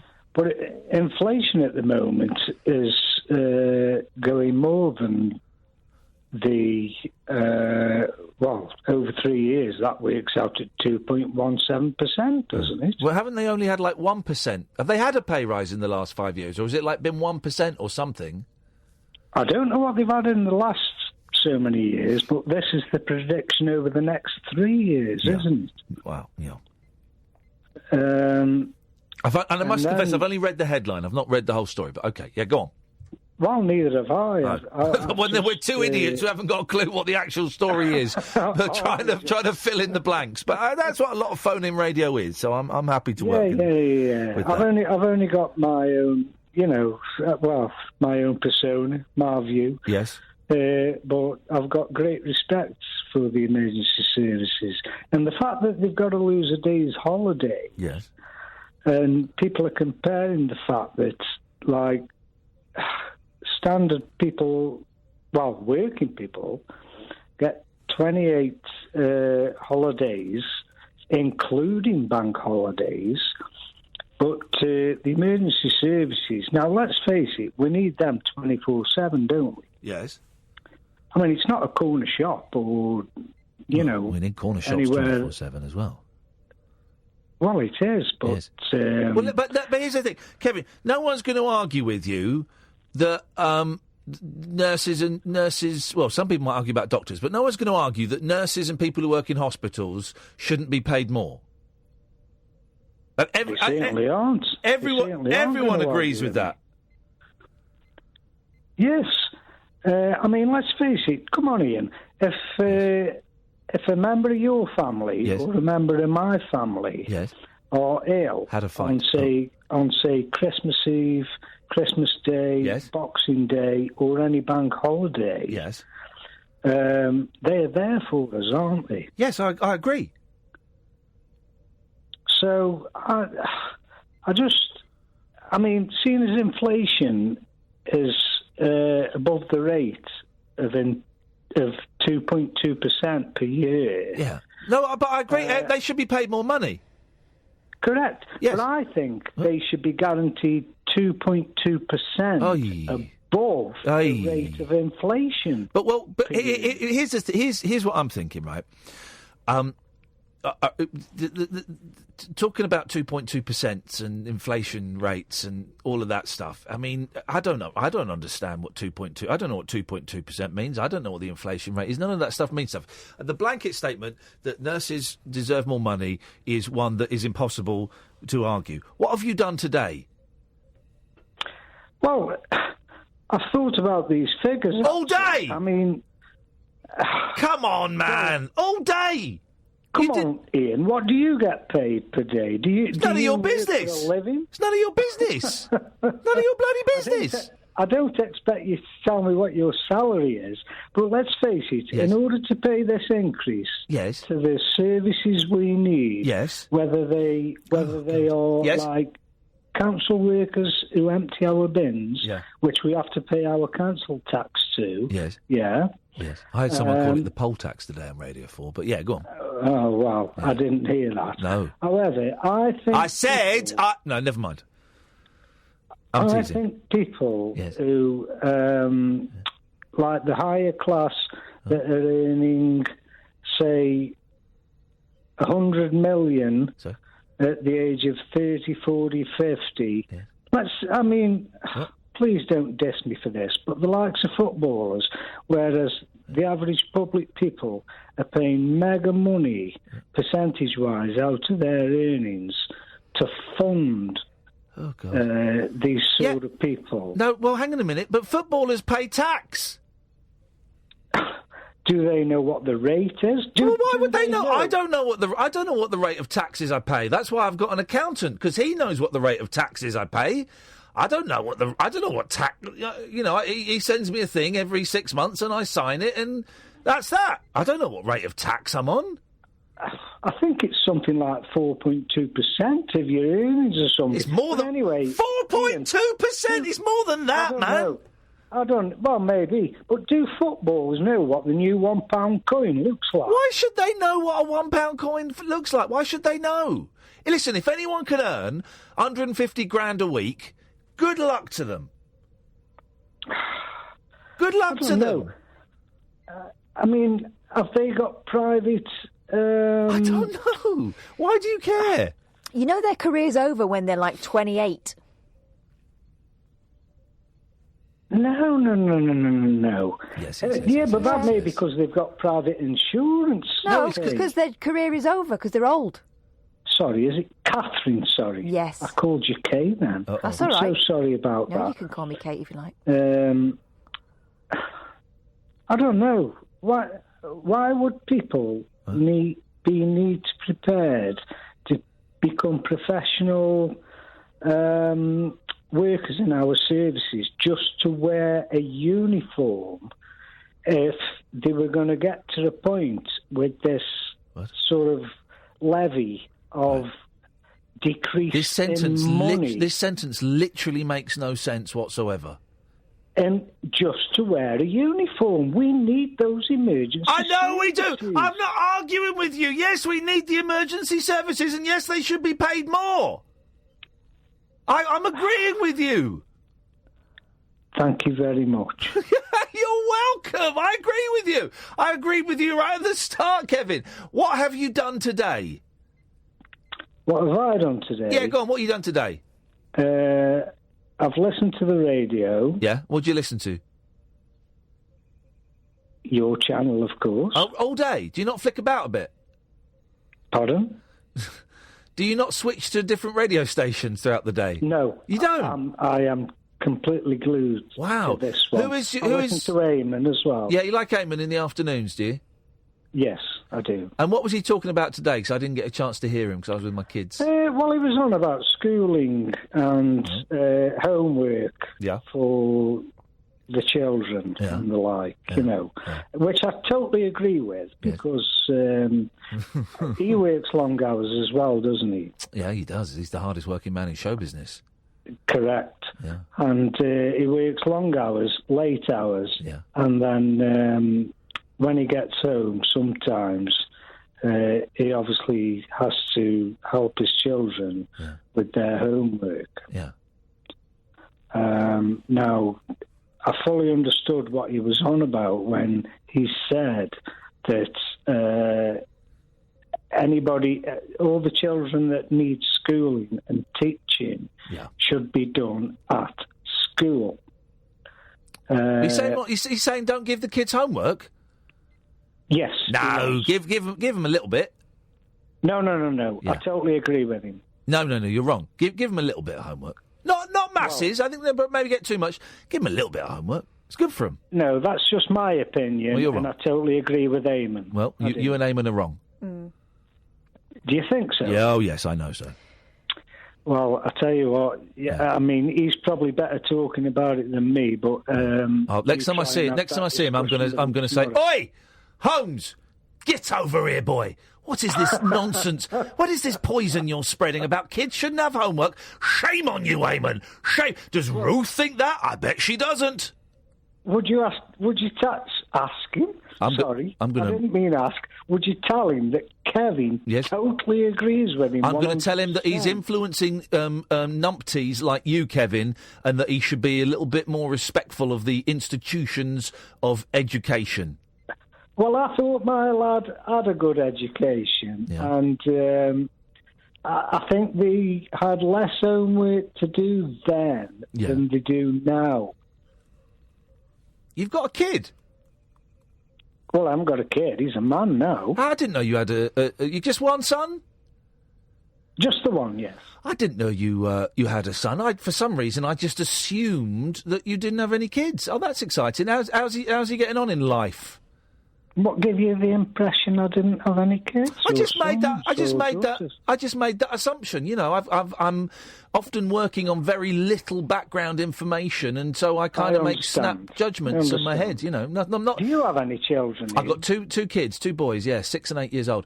But I just have to make snap judgments. Do they have homework? Or they have a little bit of homework. They have a little bit of homework. Yeah. And do you have to help them with that? Yeah. And what time does your shift finish? Oh, well, I don't do it now, but we tend to do it at the weekends. I do it at the weekends. Yeah, but they get homework most nights, don't No, they don't get that. Not at that age, they don't get homework most nights. Well, and it's stuff like, the homework is stuff like go around the house and find things that are rectangular shape. All right? That's what it is. That's what they're getting at the moment. It's not dissect the war poems of Siegfried Sassoon and contrast them with the works of John Hegley or something. I actually think the homework that the kids get, because I've got 2 little girls similar age to Ian's. Yeah, and the homework they get set, I mean, they don't get loads, they don't get it every night, but it's a really nice opportunity for us to sit down and work together on something. No, my little one, she'll do something, she's doing something about penguins, so we'll go looking at a book about penguins and she'll draw a picture. Yes, I fully understand. So, I'd rather do that than have them sitting in front of the telly the whole time. And I also think it's important for instilling a sense of sort of discipline. Right, do this, and then you can go and have fun, and that kind of feeling of achieving something with your day. You know, I don't think there's any harm in it. There's not loads. And what time do your children have to go to bed, Catherine? Have you got a curfew on that? Yeah, my little girls tend to go to bed. They're in bed by about 7:30. Or 7. So how is your... If she has... Kevin, Sorry, sorry, I'm late. No, I know, it's all right. personal I'm late. No, don't worry, it's fine. I'm late for an ad. I just wanted to just check in finally before we go to the ads. How's your boy getting on in life? Is he winning? Oh, he's fantastic. Yeah, he's looking after himself. Brilliant. Good. But I just wanted to say to Catherine, because I know I'm obviously running out of time. Yes. And waddling on. Yes. Waddling on. Yeah. He's waddling onto the pitch. Just quick one to Catherine. Yeah. If homework needs to be done, and her daughter, Catherine, if your daughter doesn't tell you half an hour before it's bedtime, that a certain homework has to be slap put across in the legs, I next think. morning. No, she wouldn't slap. She's her only. across straight I'll legs, tell you the answer so. to that one. She's done it once, because I think if they go in and have to explain to the teacher why they haven't done it, that's the better lesson than trying to scrap it together. Good to talk to you, mate. We've got to move on. Thank you very much. 03444991000. This is Talk Radio. Jacked up jive talk for janitors, jazz cats, and gin-soaked boys and girls. Is that Commando? If you're awake, you're welcome. I've got 5 cactus needles stuck in my... The Late Night Alternative with Iain Lee on Talk Radio. Colin, stay there. Catherine, they saw it on YouTube and Periscope. Do you want to tell them what you just said to me, Jen? About the Le Mesmer you did on my necklace. Yep. Well, I hope your mum's neck gets better soon. it won't, because she's had a bad neck for years. And I didn't know that. I've never been told that. And you think, and that woman that phoned in, both of you shaming National Women's Day the other day. Both of you think I was doing a piece. I wasn't doing a piece. Yeah, but it is a very general thing. Yeah, well, that's it's might like be saying, "Oh, do you know someone who's died?" Yeah. Oh, yeah. Well, that's what some people might do. Honest, I've told you, I saw my mum's life. Okay. You know, when I do that, I'm genuine. Yeah. I find it very interesting. I held it, and that's the image I got in my head. I can't. Really? I'm not doing a skit. Good evening, Colin. Hi there, Ian. Hello, Colin. Hi, Katherine. Hello. Yeah, great show, by the way, guys. First-time caller, so nice apologies if I'm a bit... Hey, that's all right. How long have you been listening for? Probably about last week or so. Oh, you've only in the last week. Okay. What were you doing 2 Fridays ago then? What do you normally do at this time of night?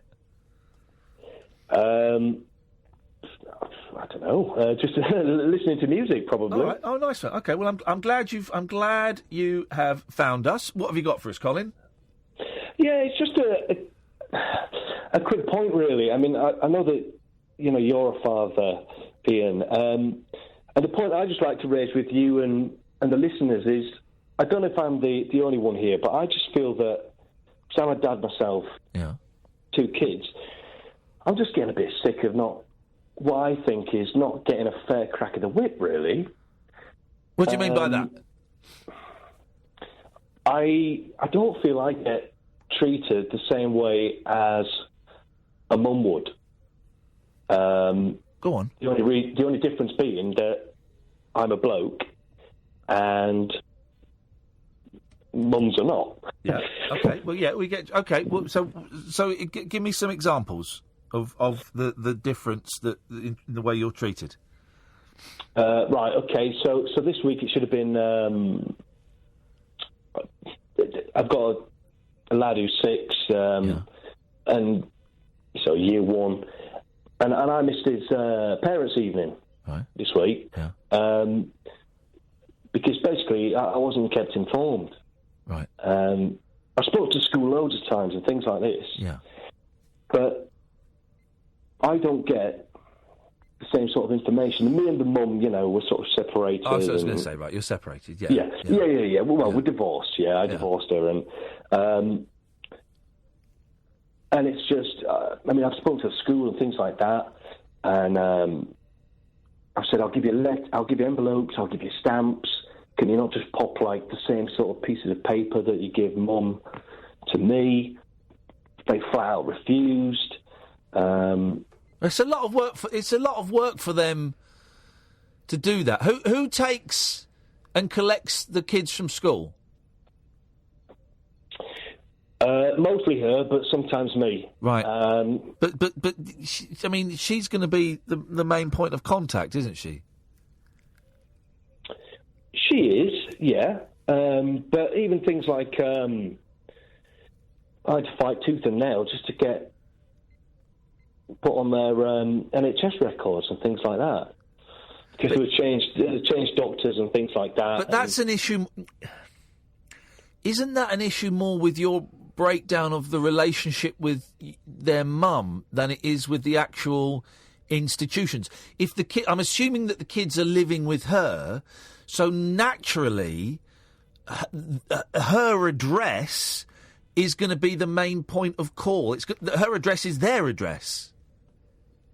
Yeah, most of the time. But and if they were living with you, then you would be, the parent named on the doctors. You would be the parent that got all of the mail from the school. But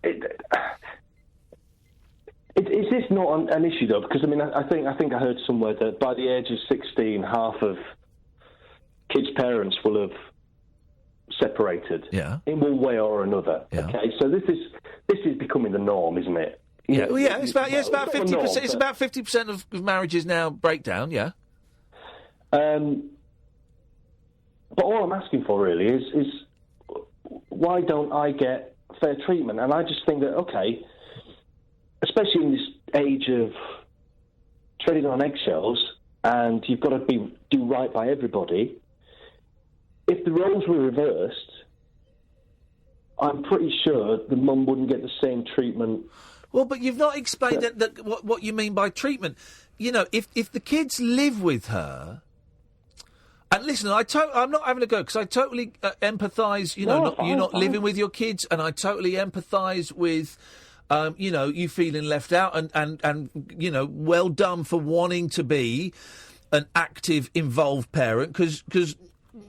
Sometimes, the parent that leaves the family home doesn't want that. So that's brilliant that you're enthusiastic about being more involved. But on a purely practical level, the kid's address is their mum's address. It's not your address. So it becomes more difficult and trickier for establishments like schools and doctors' surgeries and libraries and whatever.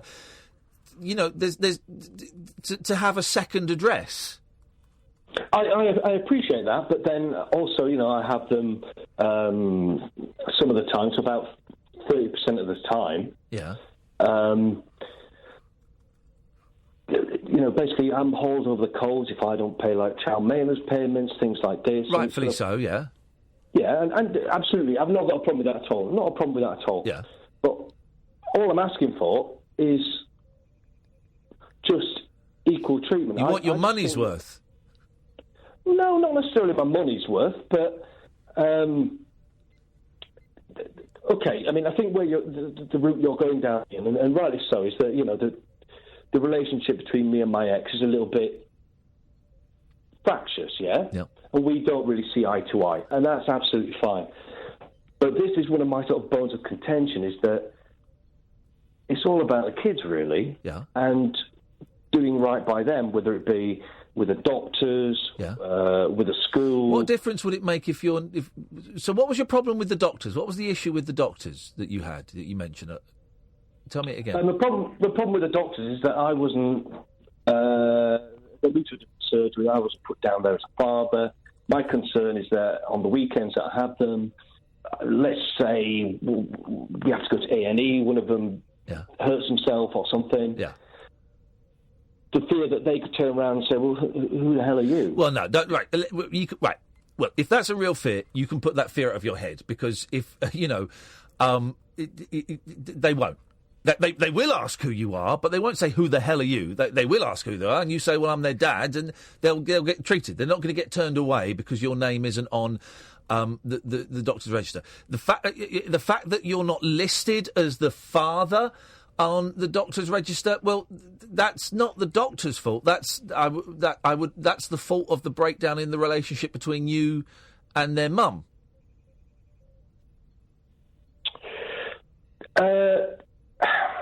Yeah, my only concern, though, is that, if this is happening, we've mentioned the 50%, more and more. No, forget everyone else. Forget everyone else. Because forget everyone else. Because, let's focus on you. Because you're not bothered about everyone else. You're bothered about you and about your situation that's going on now. Yeah. Yeah, so forget everyone else. The fact that you're not listed as their father, if that's true, at the doctor's surgery, is... Well, I am now, but I had to fight for it. Right, OK, so you are? Oh, I am now, yeah. Yeah, OK, well, then there's no issue there. That's been sorted. OK, well, I mean, I don't know your situation, Ian, but, I mean, would you say that it's fair that mum gets sort of the rich pickings of when to spend time with kids, and somehow, because they're a mum, that's more important than a daddy? Well, this is a different issue that you're throwing up now. Well, yeah, sorry, I mean... No, that's fine, that's fine. That's one... It's fine. I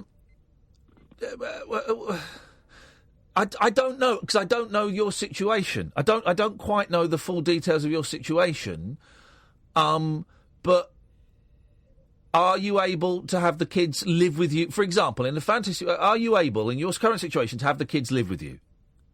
Yeah, they're with me tonight. Yeah, but live with you more, swap over. So they live with you, and you take them to school, you pick them up from school, and then the mother gets them for 30% of the time, I think you said you get them for.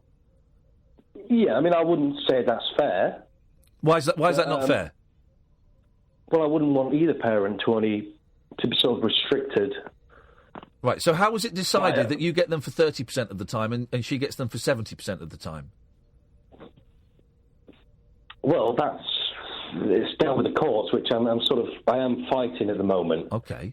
To try and get that revised. So what, she has them in the week, you have them at weekends?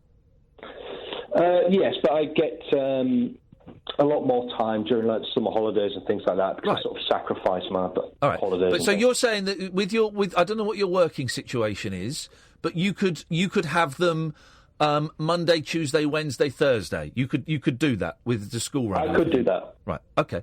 Fine. But that wouldn't be for the benefit of the children, would it?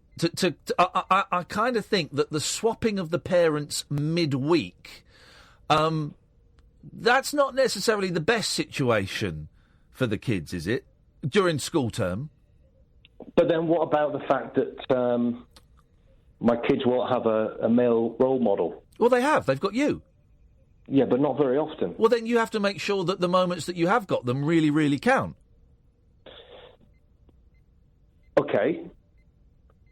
But the only... and sorry, maybe I'm just going round circles here, but... Do you think, then, it's fair that... Take the mum out of the situation, take the father out of the situation, let's just concentrate on a child, right? Yes. Is it fair that the state, whether it be the court, the health service, schools, whatever, treat one parent in a different way to the other one when parents are separate? I can completely understand if they're in a happy family home. I don't know. I don't know if that does happen. If that is the case, then no, that is unfair. Is that not your experience? I mean, I'm not delving into your information, but from my experience, it's not. Okay, well, I don't know if that happens, and if it does, it's unfair. Colin, I'm late for the news. I've got to go. Thank you very much indeed.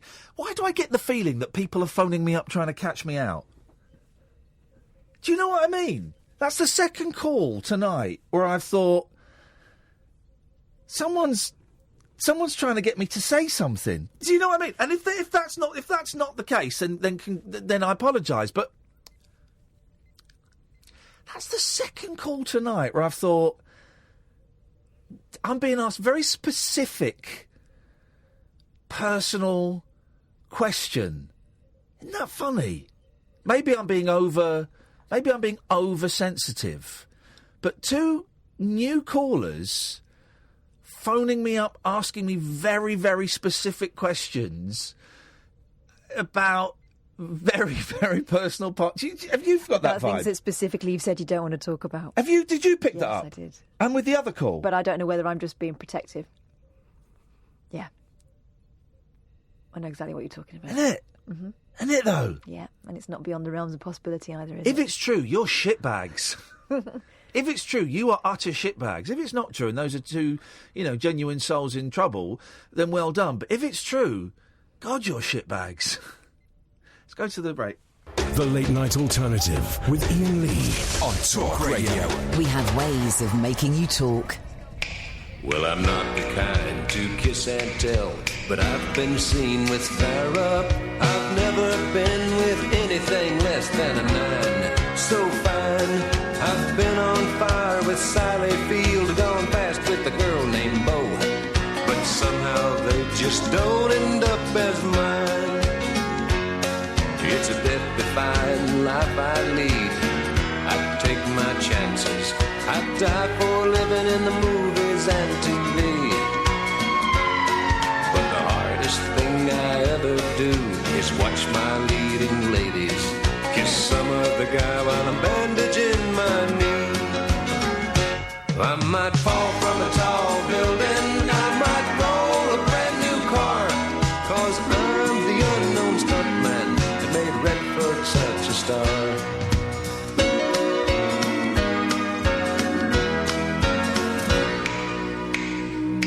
I've never spent much time in school, but I taught ladies plenty. It's true, I hire my body out for pay. Hey, hey, I've gotten burned over Cheryl Teague's, blown up for Raquel Welch. But when I wind up in the hay, it's only hay. Hey, hey, I might jump an open drawbridge or Tarzan from a vine, 'cause I'm the unknown stuntman that makes Eastwood look so fine.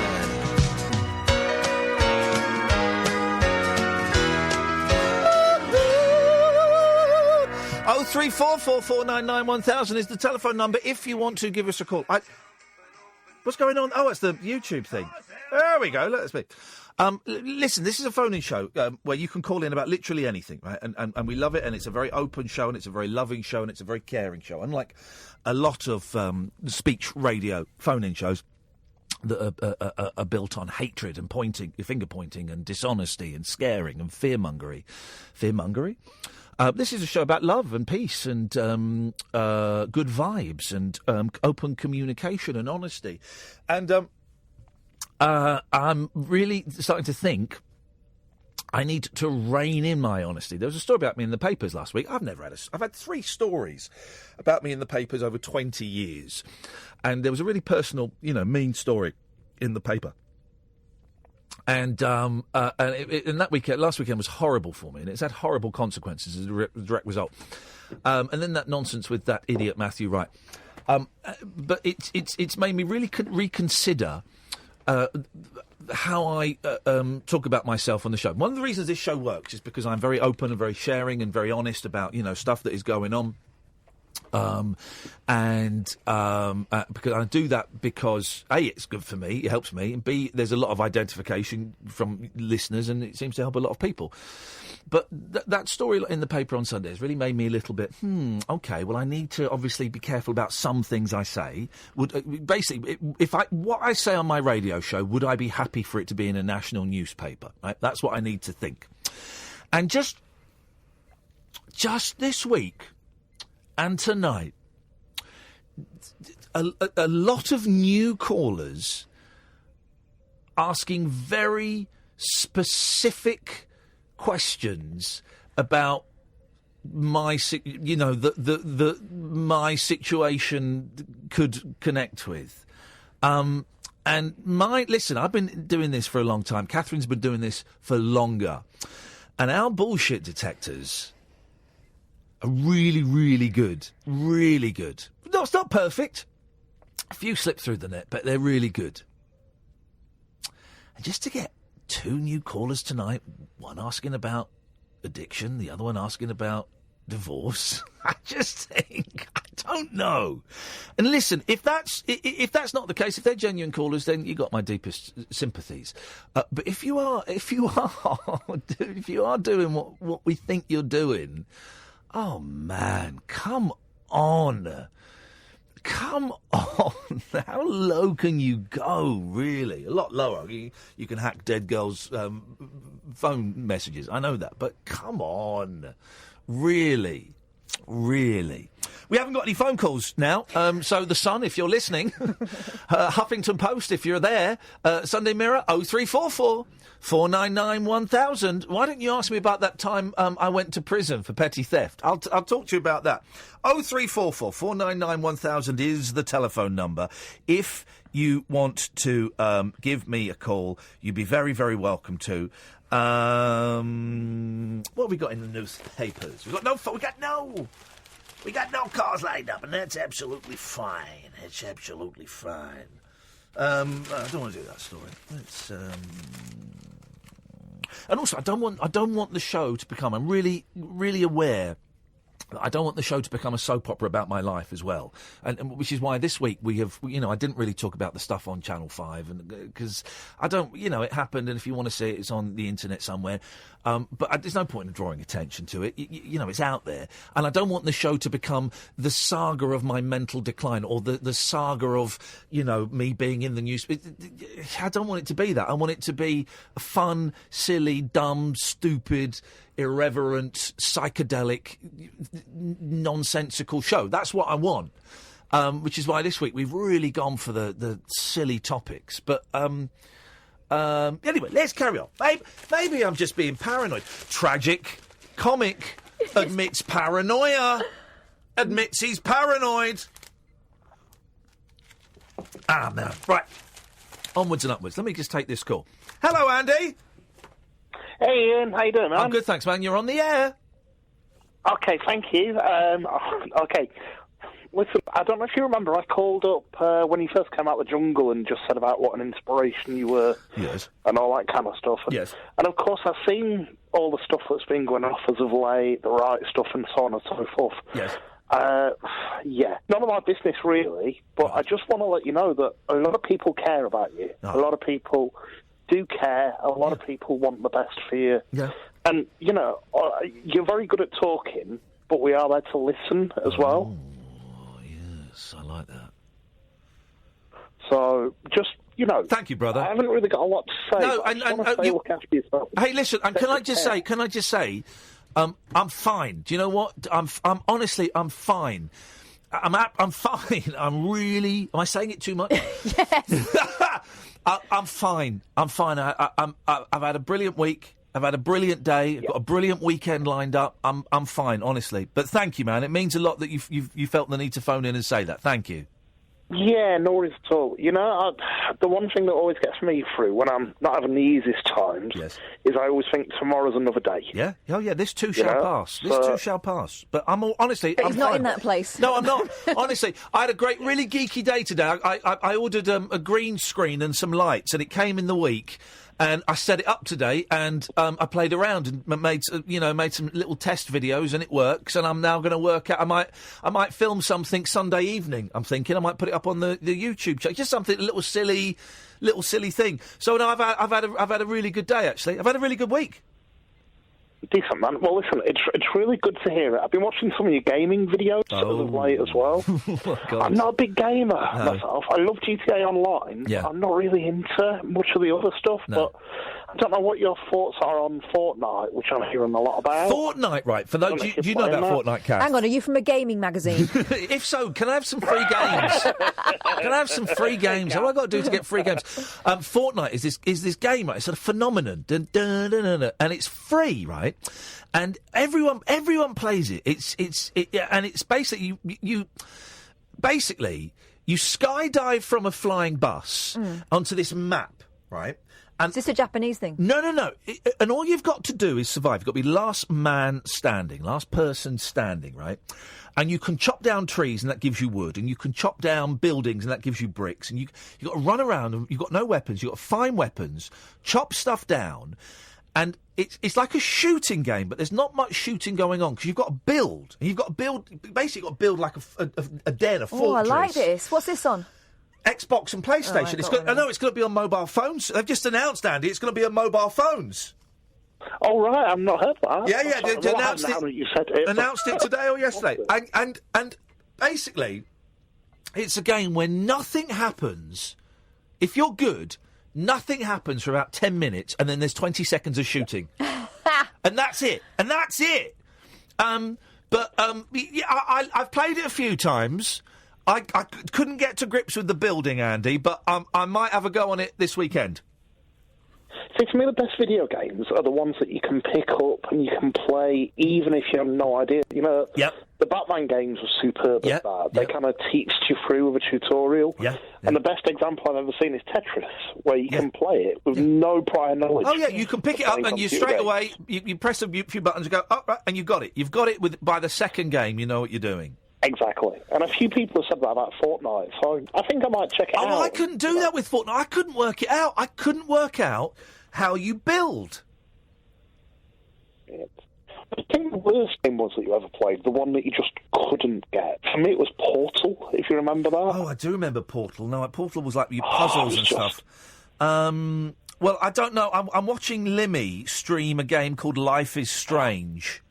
Oh. Yes, it's superb. Life is boring. Are you being ironic when you say it's superb, Andy? No. I love Limmy. The streaming is superb. The game itself, basically, you're like an emo goth girl, and you make decisions about how you interact with people, and it sort of has a little bit of an influence on the rest of the game, but not that much. Yeah. Ah, okay. No, I haven't heard of that. I've seen that Limmy show on Netflix, if we're allowed to mention. Yeah, we can mention Netflix. N-word. Limmy is a genius. Follow him on YouTube, Daft Limmy, Andy, and you'll see some you'll see some fun things.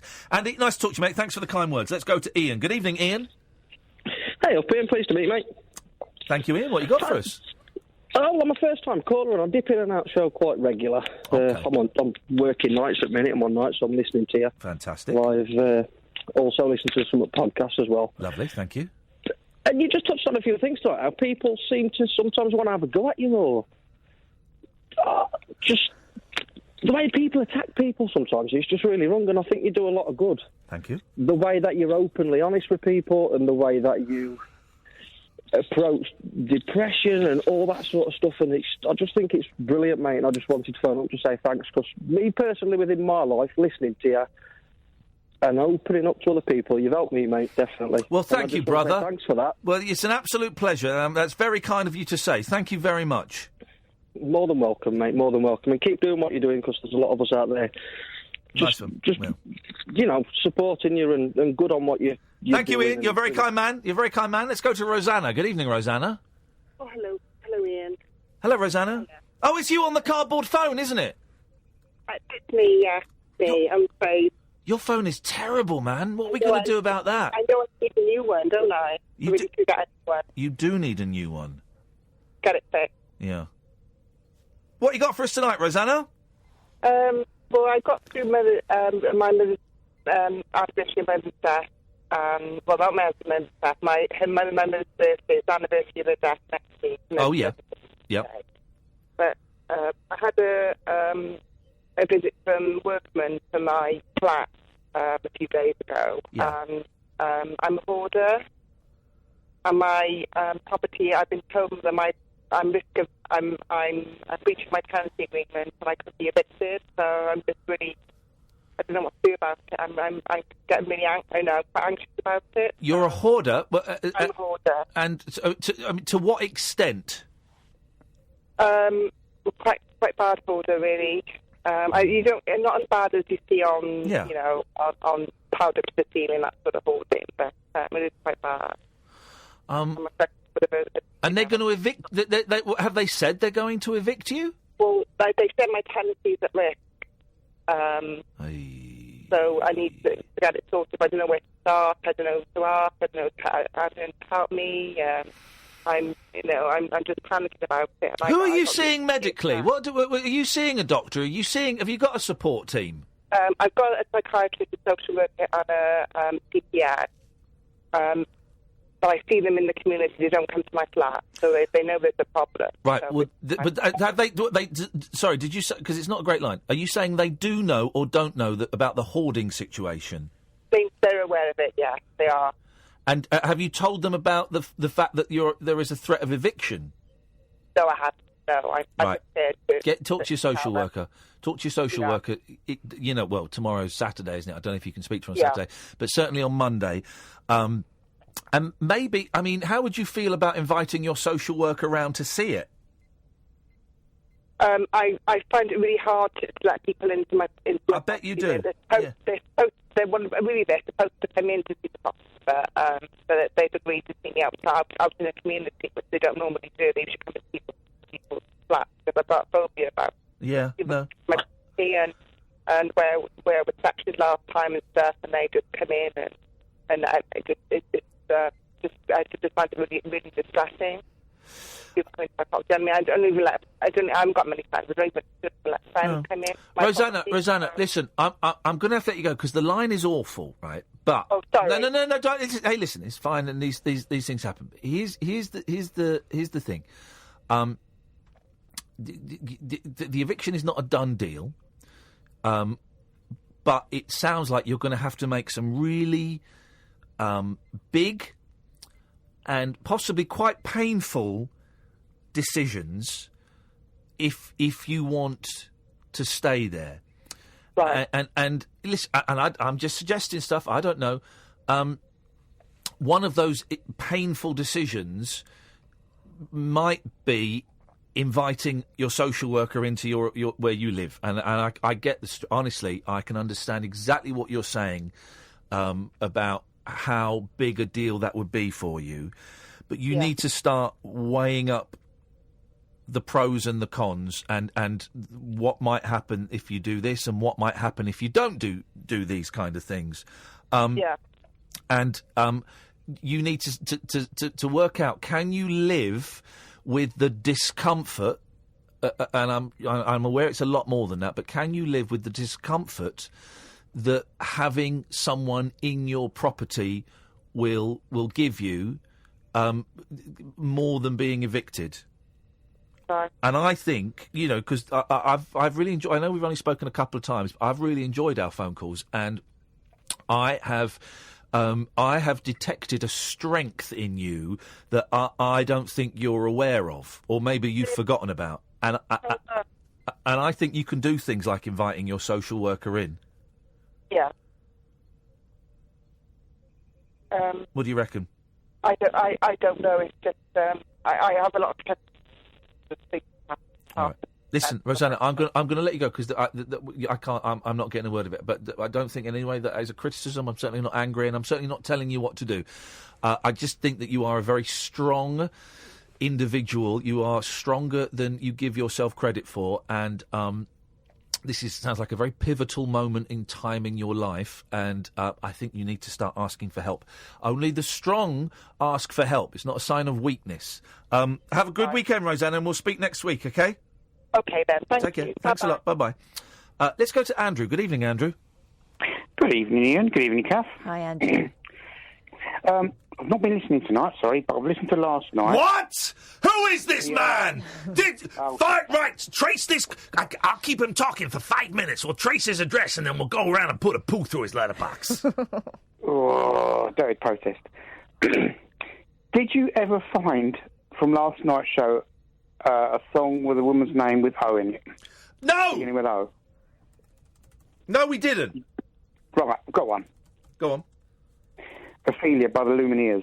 There we go, Ophelia! We're back in the room. All right, so we're on Ophelia. So we're doing an alphabet of ladies' names. Ophelia. L-M-N-O-P. Isn't there one called P? Is there one called Pamela? No. Oh, there is. There's one by the Beach Boys called Pamela Jean. All right, fine. Go on, what were you going to say, Andrew? I was going to say Peggy Sue.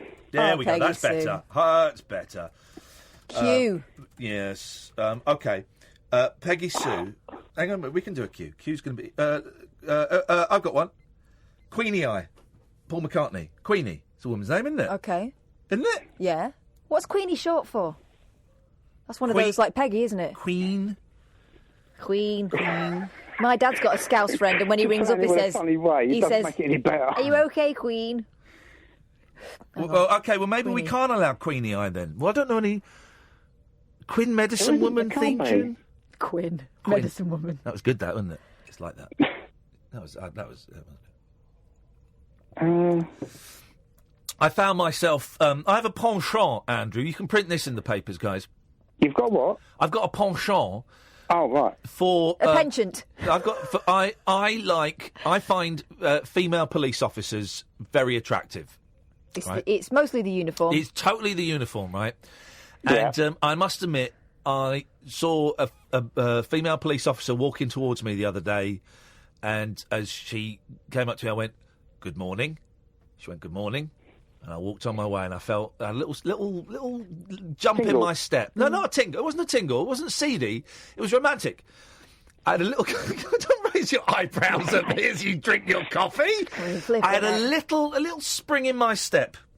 I felt special, Andrew. Oh, good for you. Tragic comic flirts with a police officer. Yeah, headline news. We're going to have Queenie until we can think of a better song with if you don't know what we're doing, yesterday we were doing a list of A to Z of songs with women's names in the title. It's got to be in the title. Well, if you had trouble trying to find O yesterday, I doubt you're going to find a Q. Queenie Eye, I think it's got Queenie Eye, go on. And then can we have PQR. Rhiannon? Yep, PQRS. Easy. Sexy Sadie. T. Why? Hang on. Why is he laughing at that? Why are you laughing at that, Andrew? What? Because you've got a one-track mind. Sexy Sadie. Sadie is you say T. Tina. Tina Turner, I wanna. No, that's not. That's an original from Iain Lee. Isn't there a song that's got Tony Braxton in the title? Wasn't there a song about Tony Braxton? Yeah, there was. There was, wasn't there? Wasn't there? I don't think it was called Tony Braxton. Okay. Though, was it? Andrew, can you contribute anything, or shall I cut you off? Cut me off. There we go. Fine. Cut him right off. We aims to please. Steve, stay there. 0344 499 1000. This is Talk Radio. Dead of night discourse for disco queens. I'm related to Jed Wood and Dolly Parton. Dairy farmers Aye. and distant fathers. Yeah, whatever. The Late Night Alternative with Iain Lee. Doing lots of things that we don't know about, we can't control. On Talk Radio. Yes, great. 0344 499 1000. Oh, 1 o'clock. Martin Kellner's in the house. Martin Kellner's in the house, and here's something. He's going more monkeys geeky than I've ever done on this show. Oh gosh! 4 o'clock. He's got Peter Mills on, who wrote a brilliant book about the Monkees movie Head. I mean, really good. I mean, it's genuine. It's a brilliant book, and its effect on. Its place didn't have any effect. No one went and saw it, but its place in 60s counterculture, and it was a great movie, right? One of my favourite movies, 1968, starring the Monkees, directed by Bob Rafelson, written by Jack Nicholson, right? And Nicholson pops up in it for like 2 seconds, and I was been talking to Peter Mills, and he was very excited. He messaged me one day, and he said, "Bob Rafelson, the director, has messaged me to tell me he likes the book." Oh. Bob Rafelson never talks about Head, refuses to talk about it. He said, I messaged him back and asked him how he'd heard about it. He replied that he had a phone call from Jack Nicholson, who was reading bits of the book out to him. Wow. Isn't that amazing? Isn't that amazing? Anyway, he's on at 4 o'clock. There's Peter Mills. It's a really, really good book. And Martin Kellner's, it's a really interesting show. It's all kinds of different bits and pieces. And you can call in as well. You're allowed to call in. Let's go to Steve. Good evening, Steve. Hi, Ian. How you doing, mate? I'm all right, thank you, Steve. What have you got for us? Just call in about anything you want. Listening earlier the week, but I couldn't call in. Best and worst places you've ever had a kip? Here we go. We're in. Beautiful. Yes. All right, best place, lovely beach hut, Turtle Island, just off Fiji. Absolutely. When you beautiful. say a hut, Yeah, a little beach, straw hut on the beach. Oh, mate. Pure luxury, like... And I bet the sea sounded amazing, didn't it? It was magic, mate. Absolutely magic. Yeah. There's when we go on holiday sometimes to Zakynthos, and my wife's aunt has got a house by the sea. It's not a particularly nice bit of beach, but it's right by the sea. It's also by a really main road. But once the cars die down about 2:00 in the morning, the sound of the sea, it's just there's nothing like it. It's magical. It's relentless. It's beautiful. But it's really relaxing as well. Yeah. Oh, yeah. When my little kids were babies, we had this like sound machine, and one of the settings was the sea, and it was just I'd be asleep. But the real thing is anyway. Well, that is. How did you manage that, Steve? You must be a multi-millionaire. No, the flight was cheap as chips because I flew from New Zealand. Cost £49 to fly from New Zealand. Jammy. Okay, and the worst place? 4.5 foot deep, 3 foot wide drainage ditch outside a bar in Spain. Pissed up, were you? Absolutely bladdered, mate. What a surprise! Absolutely bladdered. And did you intend to sleep there, or did you just kind of collapse there? It looked inviting. They do it, this kind of thing. It looks like a... Also, if it's warm. And when you woke up, I mean, did you wake up at a decent time, or was it like 4:00 in the morning you woke up and went, what the flipping heck am I doing here? I probably didn't go to sleep until 4:00 in the morning, mate. I probably woke up about 10 with a stinking hangover and stinking from the ditch. Yep. There you go. Can you name a song that's got a woman's name in the title that begins with T? The woman's name has to begin with T. Is there one that's Trudy? It's ringing a bell, but I can't think who it was by. Oh, I'm thinking of Julie by Shakin' Stevens. What Julie? If you love me, Trudy. Let's type in. Have a Google. Let's have a little Google. Trudy song. Here we go. Hey, he's not bad. Hang on a second. Let's see what we got here. Telephone. Hang on, we missed that. There we go. Let's get this again. Here we go. This is great. I didn't know this one. Call up Trudy on the telephone. Yes. Send a letter in the mail. Yeah. Trudy by Charlie Daniels. I'm hung up in Dallas. They won't let me out of this jail. If you ask you how I'm faring. This is great. Till I'm just about to lose my mind. Worried about old Johnny Lee Walker. And the girl I left behind. Now John Lee Walker was a card mechanic. That is incredible. Hey, nice one, Steve. You got it.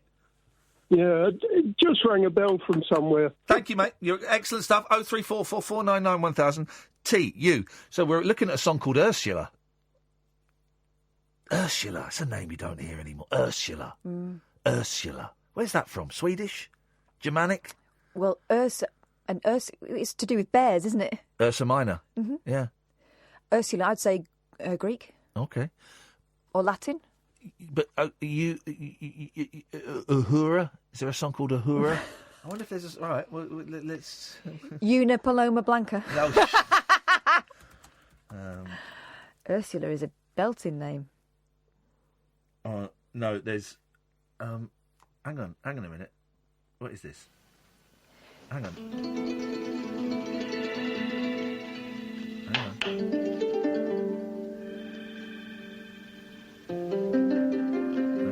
This is actual Star Trek footage, and it's Mr. Spock. On the Starship Enterprise, there's someone who's in Satan's guise, whose devil ears and devil eyes could rip your heart from you. That's not what that that's about. Oh, dear. That's Uhura singing about Spock. OK, so that's not going to help us. Maybe James...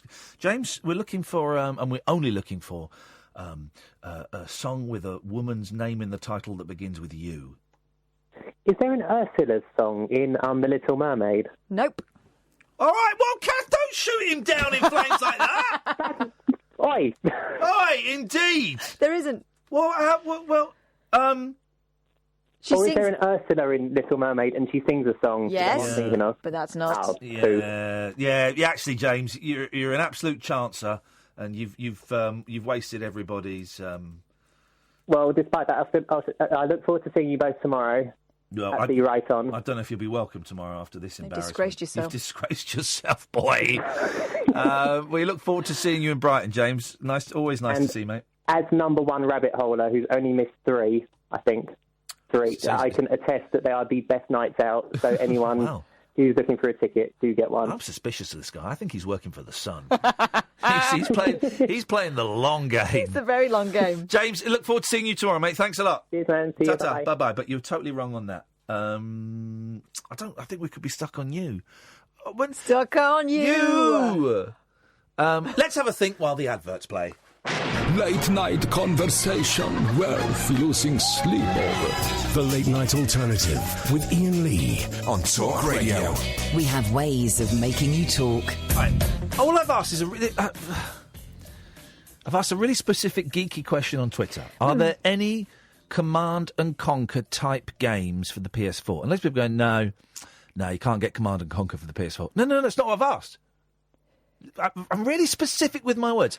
Are there any Command and Conquer type games for the PS4? That implies that I'm aware that you can't get Command and Conquer for the PS4.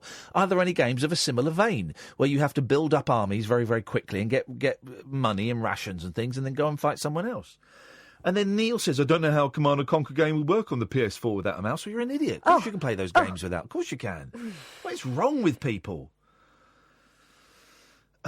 Dearie me. We've found a song that begins with a lady's name that's got you in. Thank you to Sam for this. It goes a little bit like this. Joe's house. Yeah, right away. Joe's house. I can move mountains, I can work a miracle, I'll keep you like an oath. May nothing but death do us part.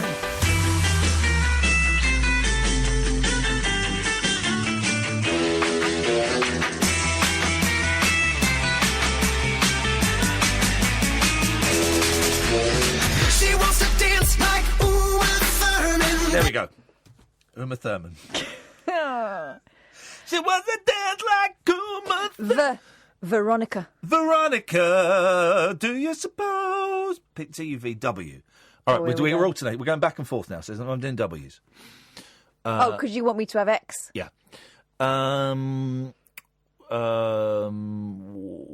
Wu-Tang.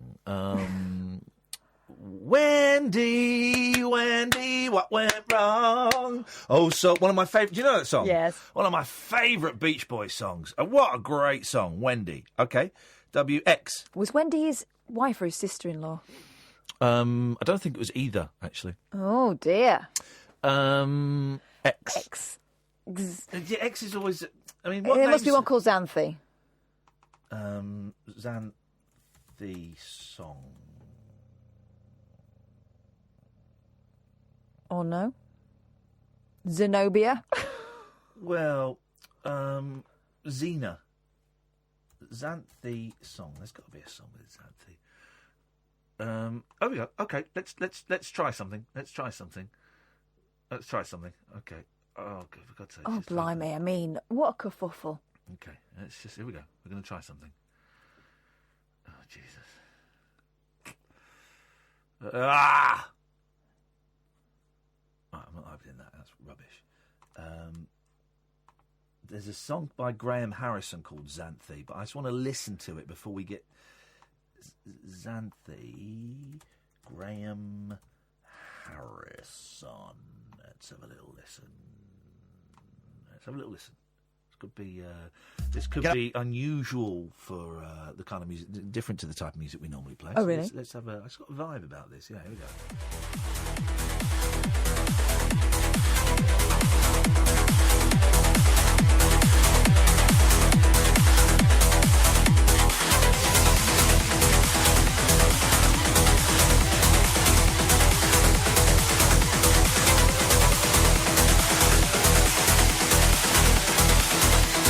That's called Xanthi. It's called CAC.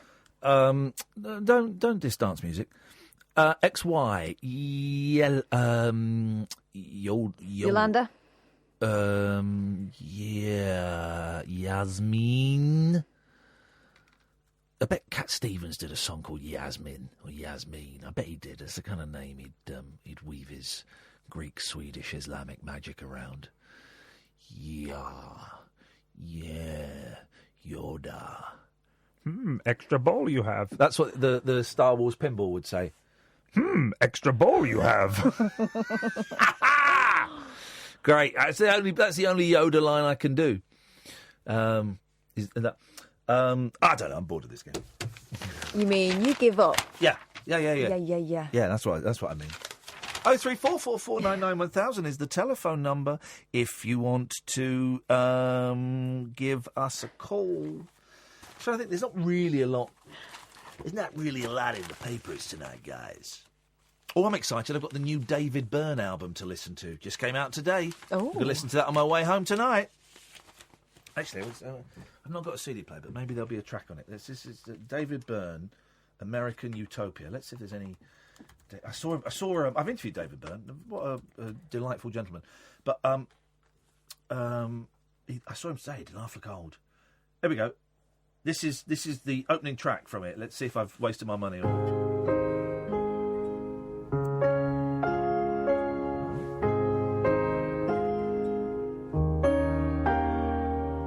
In another dimension. Oh dear. Come in, Martin.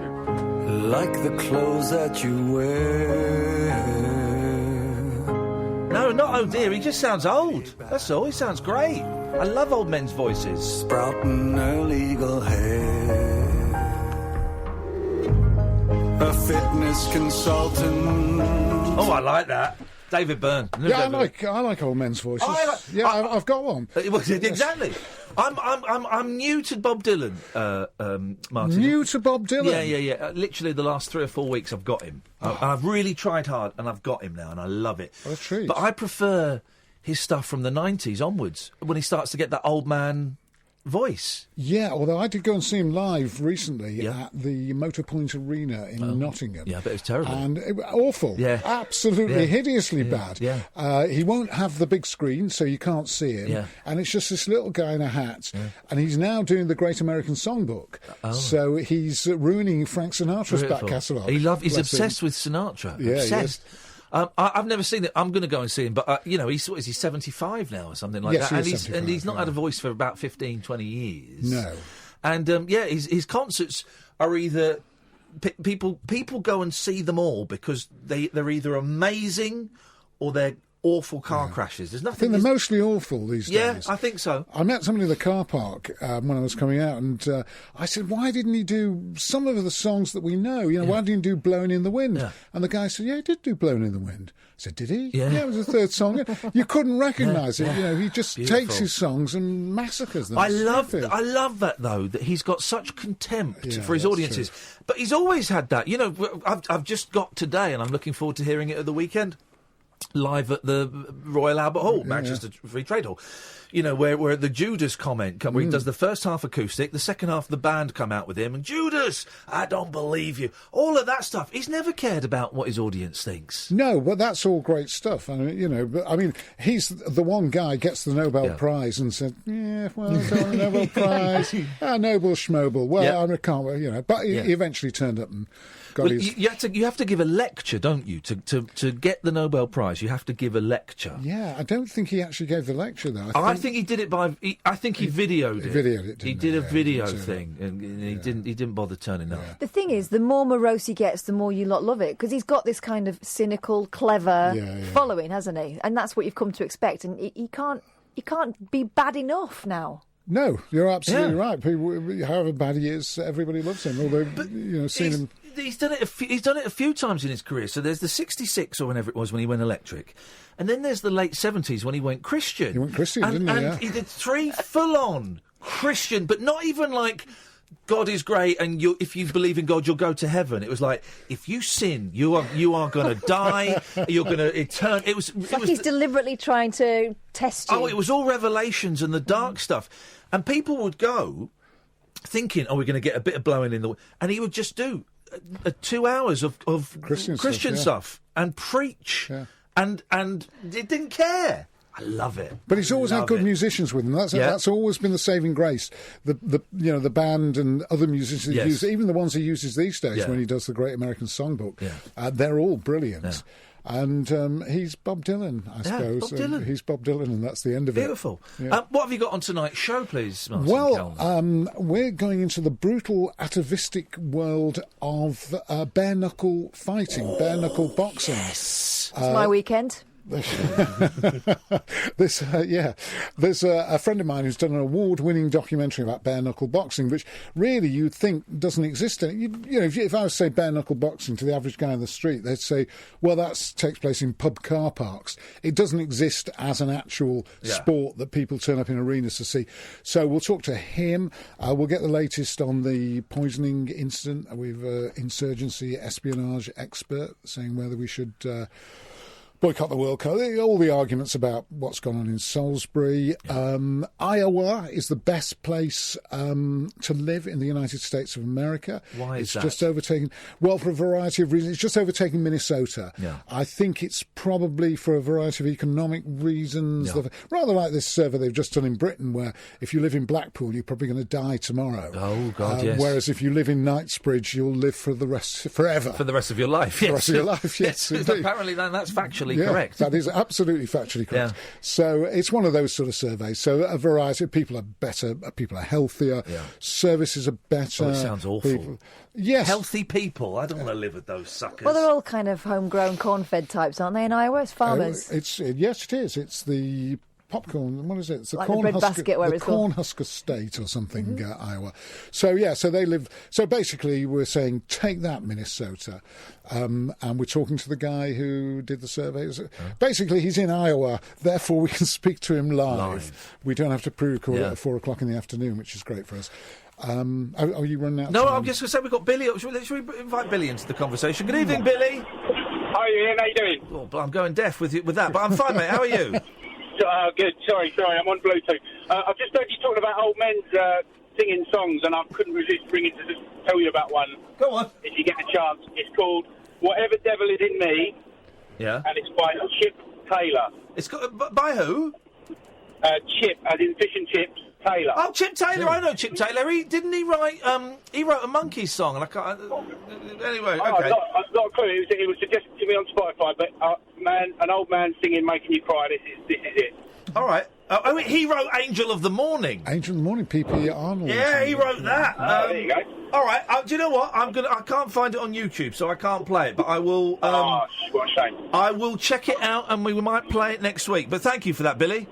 Can I just say one other thing as well? Sorry, the show that I heard this morning, that was last night, was amazing. I laughed and I genuinely had tears streaming down my face at the end. It was incredible call that was, and you handled it brilliantly, and it was fantastic. So I just wanted to say that. Thank you, mate. Yeah, nice one, Billy. Have a good weekend. Nice one.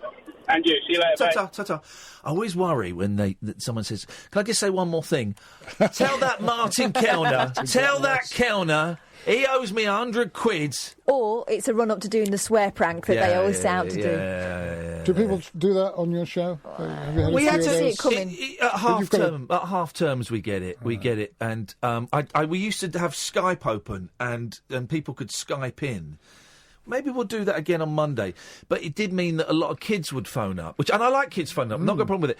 But they would phone up, and they wouldn't really do a prank. They would just phone up and throw the N-word around a lot was the thing. Throw the N-word around and tell us to F off and stuff. It's fine, because we've got the dump button, so it's no big thing. But I was really disappointed the N-word a lot. And they're like Skype handles. These are kids, like 16, 17-year-old kids.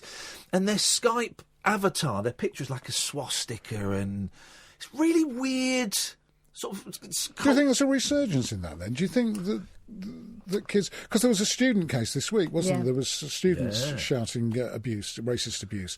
And you don't associate that with young people, do you? You know, you associate it with these people who are organising new political parties and things. I don't think they're actual Nazis, and I don't think they're necessarily actual racists. They just know it's taboo. Yeah, I just think it's the act of saying something that is offensive. You know, I mean, it was offensive when I was a kid in the 80s. But people would still say that word. It wasn't as the fact that we're saying the N word. You know, it's like saying the C word. You know, it's this magical, very loaded collection of letters. So I think they think. Do they pick it up from rap music? Because you see, my daughter listens to rap music, and I always say to she's 17. And I always say to her, how can you listen to this? If I was to, because they're talking about the bitches. Well, we know what's in rap songs. Yes. And if I were to say something mildly sexist, I'd be sent to Coventry for the rest of the day. She wouldn't talk to me. And yet, but it's their experience, isn't it, rather than someone coming in from outside and using those words. Yes, I suppose you're right. But even so, it's not so much the N word; it's the sexist stuff, which demeans women. Really, let's be honest. She'll listen to all that. And if I ask her why, she says it's because your parents don't want you to listen to it. Yeah, but that's what music should be. Music should be them sticking two fingers up at me. I can't wait for the day. My kids like all the music I like and all the music my wife likes. I can't wait for the day when they say, "Dad, can we play this CD in the car?" And I go, "What is this rubbish?" Because that's the way it's meant to be. And that'll be theirs. That's the way it's meant to be. Martin, yes, we're done. Surely, well, you're done. I'm not. I'm done. Yes, Kat's done. Sam's done. You just started, buddy. Just starting. You got the long haul. Martin. Oh, I'm late for the thing. For some reason I thought it was past. I do apologise. We're back on Monday at 10. Martin's after 1.